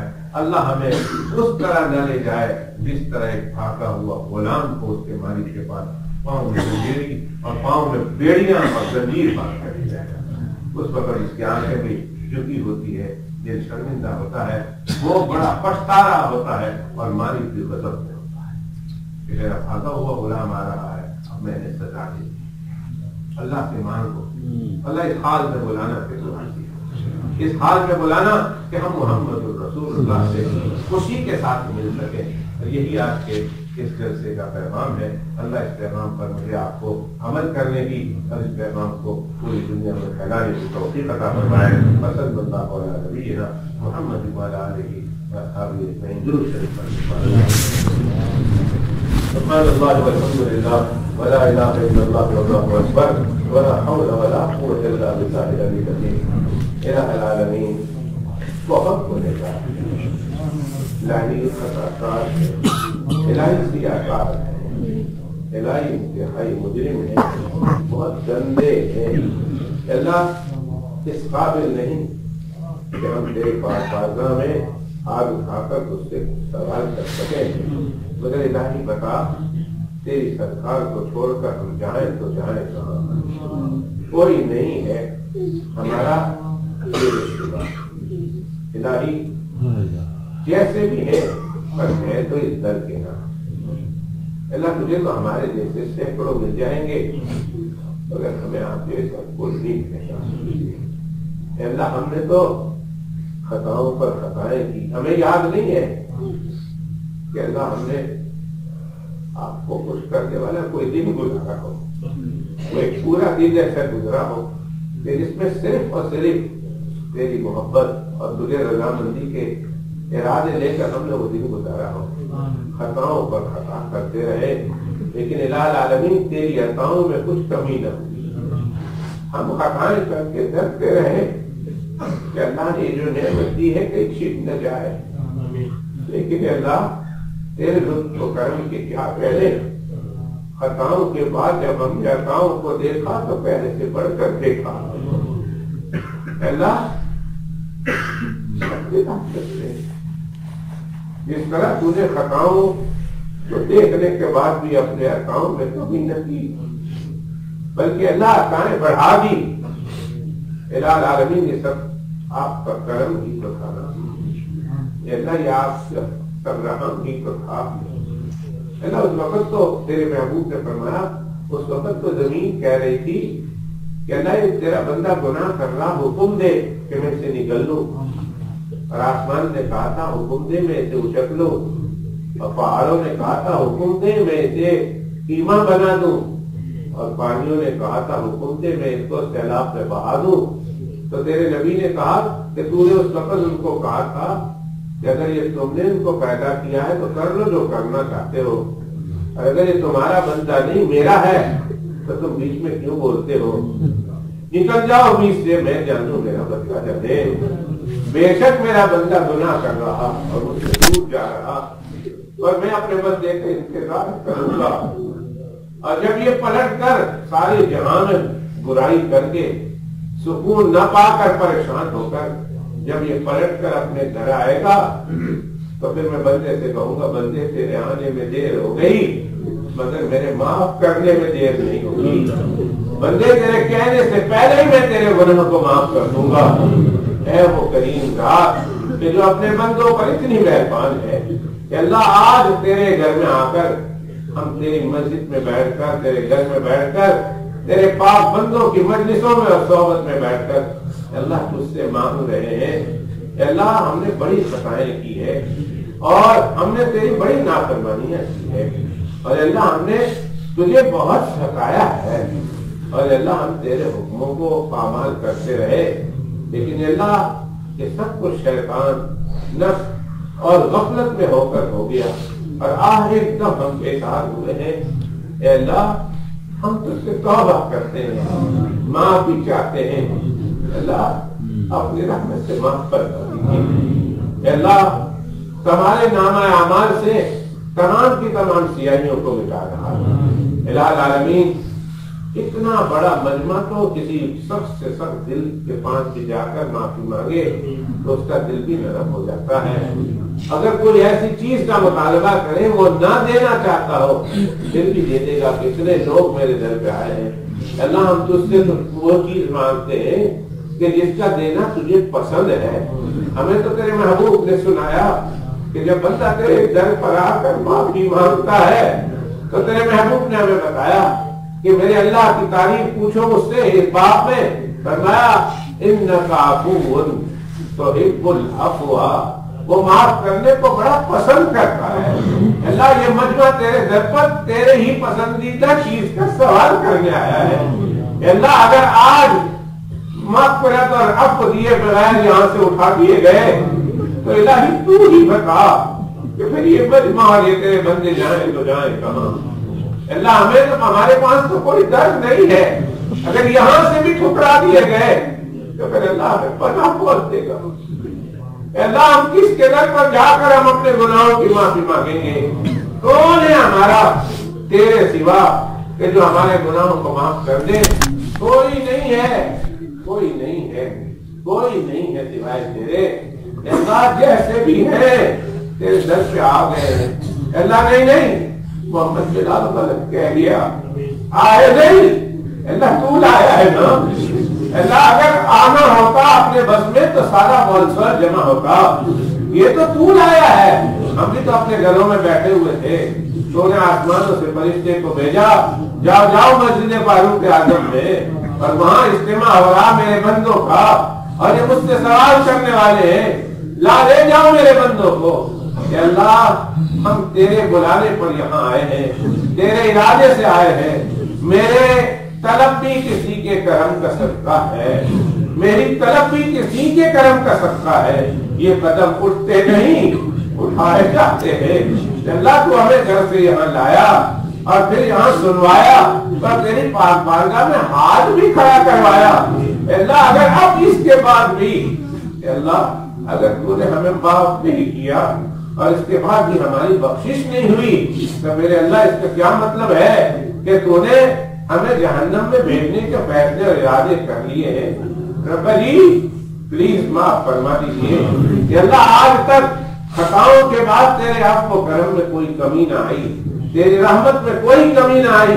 अल्लाह उसी रहमत का वास्ता देकर उसी दरवाजे को खटखटाकर अल्लाह इन बड़े बड़े उलमाए किराम और इन नेक बंदों के बीच में अल्लाह से इल्तिजा करते हैं, भीख मांगते हैं।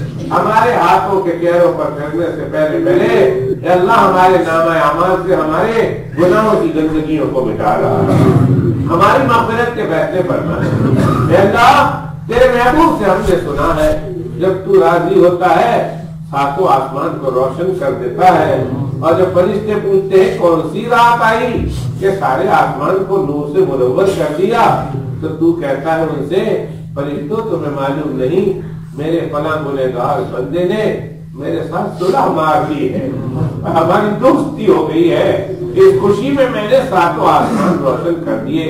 अल्लाह आज रात भी आसमान रोशन कर दीजिए ना। और अल्लाह अगर फरिश्ते पूछे तो बता दीजिए ना कि वो अफसोस में मस्जिद फारूक आजम में बैठे हुए एक एक पद के मैंने गुनाह माफ कर दिए, और ये जिन जिन के लिए दुआएं कर रहे हैं मैंने उनके भी गुनाह माफ कर दिए। मेरा आलमीन अल्लाह हमारे साथ रहम व करम का, फज़्ल व करम का, आप वो मग़फ़िरत का मामला फरमा। अल्लाह हमारे हाथों के चेहरे पर करने से पहले अल्लाह हमें माफ फरमाने का ऐलान फरमा दीजिए और हमें अपने दोस्तों में शामिल फरमा दीजिए। अल्लाह हमारे माँ बाप की मग़फ़िरत फरमा, हमारे भाई बहनों की मग़फ़िरत फरमा, हमारे रिश्तेदारों की ददियाली ननियाली ससुराली दामादी रिश्तेदारों की मग़फ़िरत फरमा, हमारे असातिज़ाए किराम मशाइख़ हमारे जागिर्दों की मग़फ़िरत फरमा। अल्लाह हमारे मर्दों और औरतों की मग़फ़िरत फरमा, हमारे जिंदों और मुर्दों की मग़फ़िरत फरमा। अल्लाह इस वक्त इस मजमे में जितने लोग बैठे हुए हैं इनके दोस्त अहबाब में अल्लाह जो दुनिया से जा चुके अल्लाह उनकी मग़फ़िरत फरमा, कुल उम्मत मुस्लिमा की मग़फ़िरत फरमा। इलाही आलमीन जो जिंदा हैं जो दुनिया से जा चुके अल्लाह उनकी मग़फ़िरत फरमा। अल्लाह आज की रात इस जमीन पर तेरी धरती पर तेरी नाफरमानी का बड़ा बड़ा फैसला किया गया है। अल्लाह क्या अपने क्या बेगाने اللہ انہوں نے تجھے ناراض کرنے کے پروگرام بنائے ہیں، اے اللہ ان کے عمل سے اے اللہ انسانیت کی ہلاکت کے فیصلے نہ فرما، اے اللہ ان کو معاف کر دینا، اللہ انہیں معاف کر دینا، اللہ انہیں معاف کر دینا، اے اللہ اپنا غضب اپنا غصہ نازل نہ فرما، اے اللہ اپنا غضب اپنا غصہ نازل نہ فرما، اے اللہ اپنی رحمت سے اپنے فضل و کرم سے ہم ان لوگوں کے لیے بھی توبہ کرتے ہیں، اے اللہ ہم ان لوگوں کی طرف سے بھی معافی مانگتے ہیں، اے اللہ انہیں معاف فرما دیجیے، اے اللہ بالخصوص اپنے سونے پیغمبر علیہ الصلوۃ والسلام کی پوری امت میں جو لوگ جہاں کہیں پریشان ہیں، سیریا ہو کہ عراق ہو، فلسطین ہو کہ افغانستان ہو، برما ہو کہ فلپائن ہو، جہاں جہاں مسلمان اس وقت پریشان ہیں، اللہ ان کی پریشانی دور فرما، کشمیر کے مسلمانوں کے حالدار پہ رحم فرما، اے اللہ ہماری بہنوں کی عزت عصمت لوٹی جا رہی ہے، اور اللہ یہ درندے اللہ ایک ایک نہیں کئی درندے ہماری بہنوں پر ہماری بیٹیوں پر حملہ کر رہے ہیں، اللہ بے بس ہے، اللہ مجبور ہے، اللہ ہمارے ہوتے ہوئے اللہ ہمارے ہوتے ہوئے یہ کچھ ہو رہا، اور ہم اتنے بے بس اور اتنے مجبور کہ اپنی بیٹیوں اور بہنوں کی عصمت اور ان کی عزت کی حفاظت نہیں کر سکتے، اللہ انہیں پتا ہے مسلمانوں کے ساتھ جو مرضی ہے کر لو، اس لیے کہ ان کا رب ان سے اٹھا ہوا ہے، اللہ جس کتے کا کوئی مالک نہ ہو اس کو ہر درد سے دردر ملا کرتا ہے، اللہ ہم نے اپنے گردن سے تیری غلامی اور اطاعت کا توب نکال کر پھینک کر اللہ بڑے ذلیل ہو گئے، اللہ جب سے ہم پیدا ہوئے ہیں تب سے ہم نے مسلمانوں کو پٹتے ہی دیکھا ہے، جہاں دیکھا پٹتے ہوئے ہی سنا ہے، اللہ معاف فرما دیجیے، ہمارے پاس تو کوئی ایسا عمل نہیں کہ جس کا واسطہ دے کر ہم تجھ سے بھیک مانگ کر واسطہ دے کر تو پیر دے کر اللہ تجھے راضی کرے، ہاں ہمارے پاس تیرے محبوب کے آنسو ہے، کچھ راتوں کو رو رو کر اور اس امت کے لیے بہاتے تھے اور اس امت کے لیے مانگتے تھے، اللہ ان محبوب کے آنسو کا واسطہ دے کر تجھ سے بھیک مانگتے ہیں، اللہ مسلمانوں کو عظمت رفتہ نصیب فرما، اللہ مسلمانوں کو جو عزت عظمتیں ہمارے اسلاف کو ملی تھی اللہ وہ عزت عظمتیں نصیب فرما، اللہ امت کو گناہوں سے بچا لیجیے، گناہوں کی سخت نفرت قلوب میں پیدا فرما دیجیے، الہ العالمین ہم میں جو بیمار ہے انہیں صحت کاملہ نصیب فرما، اللہ خاص طور پر کینسر کے جو مریض ہیں اور اللہ ان کا ہسپتالوں میں ٹریٹمنٹ ہو رہا ہے یا ہو چکا ہے، اللہ ان کے ٹریٹمنٹ میں شفا رکھ دیجیے، بیماری کو ایسا دور بھگا دیجیے کہ واپس لوٹ کرنا ہے، الہ العالمین تیرے پیغمبر علیہ الصلوۃ والسلام کی امت میں جو پریشان حال ہے اللہ ان کی پریشانی دور فرما، جو مصیبت میں ہے ان کی مصیبتیں ختم فرما، بے روزگاروں کو حلال کی روزی دے، جن کو روزی دی اللہ ان کی روزی روزگار میں بے انتہا برکت عطا فرما، اللہ جن کے یہاں جوان بچے اور بچیاں ہیں انہیں نیک مناسب رشتے نصیب فرما، جن کی شادیاں ہوں گے اللہ ان کے گھروں کو آباد فرما، لڑائی جھگڑے ہو تو ختم فرما، اگر اولاد نہ ہو تو نیک اولاد دے، اور اللہ اگر اولاد ہو تو ان کی اولاد کو نیک صالح بنا، الہ العالمین اے اللہ اپنے رحمت سے اپنے فضل و کرم سے جس ملک میں ہم رہ رہے ہیں اے اللہ دینے والی ذات تو تیری ہے، یہ بات سچی ہے اور ہمارا عقیدہ ہے، لیکن اللہ تو نے سبب کے طور پر اس ملک کو بنایا اور اس ملک میں آنے کے بعد ہمیں وہ سہولتیں ملی جو شاید ہم اپنے ملکوں میں سوچ بھی نہیں سکتے تھے، اللہ تو نے اس ملک کو وسیلہ بنا کر یہاں کے لوگوں کو وسیلہ بنا کر ہمیں یہ چیزیں عطا کی، اے اللہ ہم یہاں کے لوگوں کے لیے بھی دعا کرتے ہیں، اللہ ان سب کو تو اپنے محبوب کا غلام بنا دے، اے اللہ ان سب کو اپنے نیک محبوب بندوں میں شامل فرما، اے اللہ انہیں رسول اللہ صلی اللہ علیہ وسلم کی سچی غلامی اور سچی تابعداری نصیب فرما، اور اللہ اس ملک سے اقتصادی معاشی کساد بازاری اور ریسیشن کو ختم فرما، یہاں خوشی کا دورہ دوبارہ جاری فرما، یا اللہ یہاں کی خوشحالی کو دوبارہ بحال فرما، یا اللہ یہاں سے ہر طرح کی غلط باتوں کو دور فرما، نفرتوں کو، چوری چکاری کو، لڑائی جھگڑے کو، یا اللہ فساد کو، ہر چیز کو یہاں سے ختم فرما، یا اللہ ہم لوگوں کو ان لوگوں کے لیے ایک اچھا رول ماڈل بنا، اللہ ہمیں اعمال صالحہ اور اخلاق محمدی نصیب فرما، اللہ ہمارے اعمال اور اخلاق کو دیکھ کر وہ اسلام اور قرآن اور تیرے محبوب کی طرف راغب ہوں. اللہ ہمیں ایک ایسا رول ماڈل مسلمان بنا. ہماری زندگی نبی کریم صلی اللہ علیہ وسلم کی سچی تابعداری میں اور ان کی سچی غلامی میں گزارنے کے لیے فیصلے فرما. اے میرے اللہ تیرے سونے پیغمبر علیہ السلام پر بے شمار و بے حساب بات صلاۃ و سلام کا نذرانہ پیش فرما. اللہ جب ہمارا اور آقا کا سامنا ہو اللہ سرخ روئی کے ساتھ ملاقات نصیب کرنا.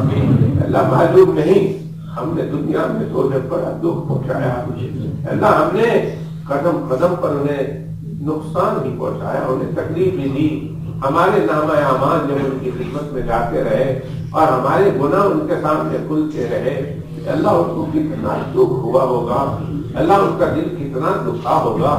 اللہ اگر اسی دکھی دل کے ساتھ اللہ کل ملاقات ہو گئی اور انہوں نے یہ کہہ دیا کہ دنیا میں تو رہ کر دل دکھاتے تھے, اب کیا لینے آئے ہو میرے پاس, سوپن فرشتوں لے جاؤ انہیں مجھ سے دور کر دو, میں ان کا نہیں یہ میرے نہیں. اللہ اس وقت کیا ہوگا کہ اللہ مرنے سے پہلے پہلے آقا کو ہم سے خوش کر دینا. اللہ آقا ہم سے خوش ہو جائے, تو ہم سے خوش ہو جانا. موت نہ دینا اس وقت تک جب تک تو راضی نہ ہو جائے, موت نہ دینا اس وقت تک جب تک تیرا محبوب راضی نہ ہو جائے. رب جی پلیز اللہ ہمارے سلسلہ کو قبول فرما. اے اللہ تیرے تمام اسماء حسنہ اور صفات اولیاء اور تیرے اسماء مقنونہ جو چھپے ہوئے پردے میں, اور اللہ جس کو ابھی تو نے کسی مخلوق کے سامنے ظاہر نہیں کیا, اللہ ان اسماء کا واسطہ دے کر اللہ تجھ سے بھیک مانگتے ہیں. اللہ ہماری یہ التجا سن لیجیے, موت نہ دینا اس وقت تک جب تک تو راضی نہ ہو جائے, موت نہ دینا اس وقت تک جب تیرا محبوب راضی نہ ہو جائے.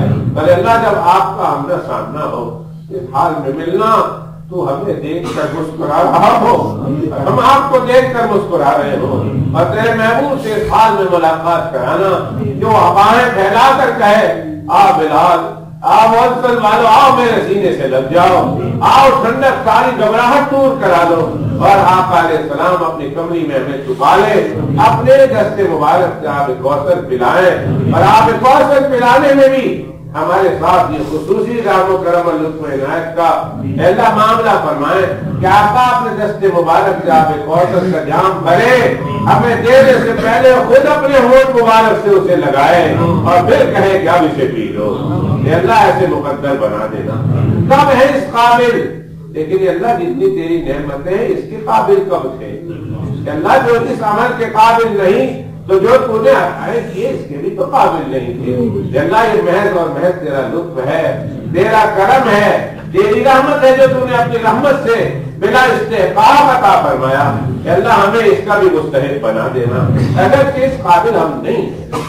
اے میرے مولا جتنے لوگ یہاں بیٹھے ہوئے ہیں اے اللہ ہم میں ہمارے جتنے کے جتنے مسائل ہیں ان تمام مسائل کو آپ کے سامنے رکھتے ہیں, اس لیے کہ کوئی جگہ نہیں ہے جہاں اپنے مسائل کو لے جائیں سوائے تیرے. اے اللہ ہمارے ان مسائل کا بہترین حل فرما دیجیے. اے اللہ جو پریشانیاں ہیں اسے ختم فرما دیجیے.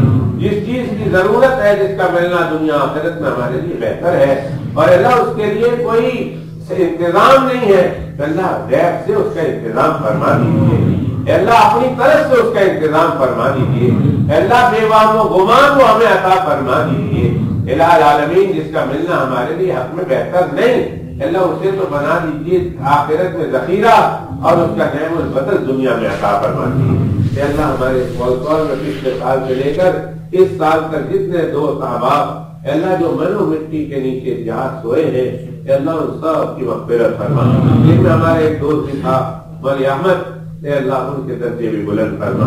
اللہ ان کی قبر کو نور سے منور فرما, اپنے محبوب کے نور سے منور فرما, کروٹ کروٹ چین نصیب فرما, بال بال مغفرت فرما.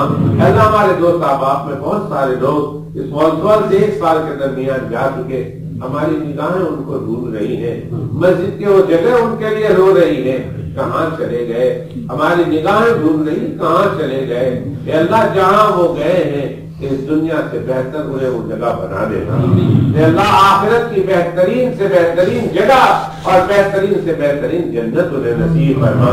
اور اللہ جو جانے والے ہیں اللہ انہیں بھی آخرت میں بلند مقام عطا فرما, عزت والی, شان والی, راحت والی جگہ عطا فرما.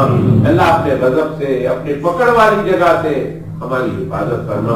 الہ العالمین جب تک زندہ رکھے اسلام پر, اور الہی جب موت کا وقت قریب ہو پھر نقشہ عجیب ہو. الہی جب موت کا وقت قریب ہو پھر نقشہ عجیب ہو, سامنے روضہ حبیب ہو اور زبان پہ کلمہ طیبہ نصیب ہو, ایسے مقدر فرما. الہ العالمین آخری وقت ہو رہا ہو, مدینہ کی مٹی نصیب فرما. میرے محبوب کے قدموں کی موت عطا فرما. اللہ نماز روزہ والی موت عطا فرما. اللہ شہادت والی موت عطا فرما. الہ العالمین اپنی رضا والی موت عطا فرما. آخری وقت ہی ہماری زبان پہ کلمہ شریف لا الہ الا اللہ محمد رسول اللہ نصیب فرما. الہ العالمین اس جلسے کو قبول فرما. اس جلسے میں جو باتیں تو نے کہلوائی ہے اللہ ہمیں عمل کی توفیق نصیب فرما. جو سنوائی ہے اللہ اس کے لیے عمل آسان فرما. اور اللہ اپنے رحمت سے جتنے لوگوں نے بھی اس جلسے کی کامیابی کے لیے اسلام دل میں قدم چکنے, اللہ قدم چل کر منہ سے بول کر جس انداز سے اللہ محنتیں کی ہے اللہ ان کی محنت کو اپنی محبت کا, اپنے محبوب کے قرب کا ذریعہ بنا. الہ العالمین ہماری دعائیں اپنے سونے پیغمبر علیہ السلام کے صدقے کو خیر قبول و مقبول فرما. اللہم صلی وسلم وبارک علی سیدنا و مولانا محمد وعلی آل سیدنا و مولانا محمد وبارک وسلم. سبحان ربک رب العزت عما یصفون وسلام علی المرسلین والحمد للہ.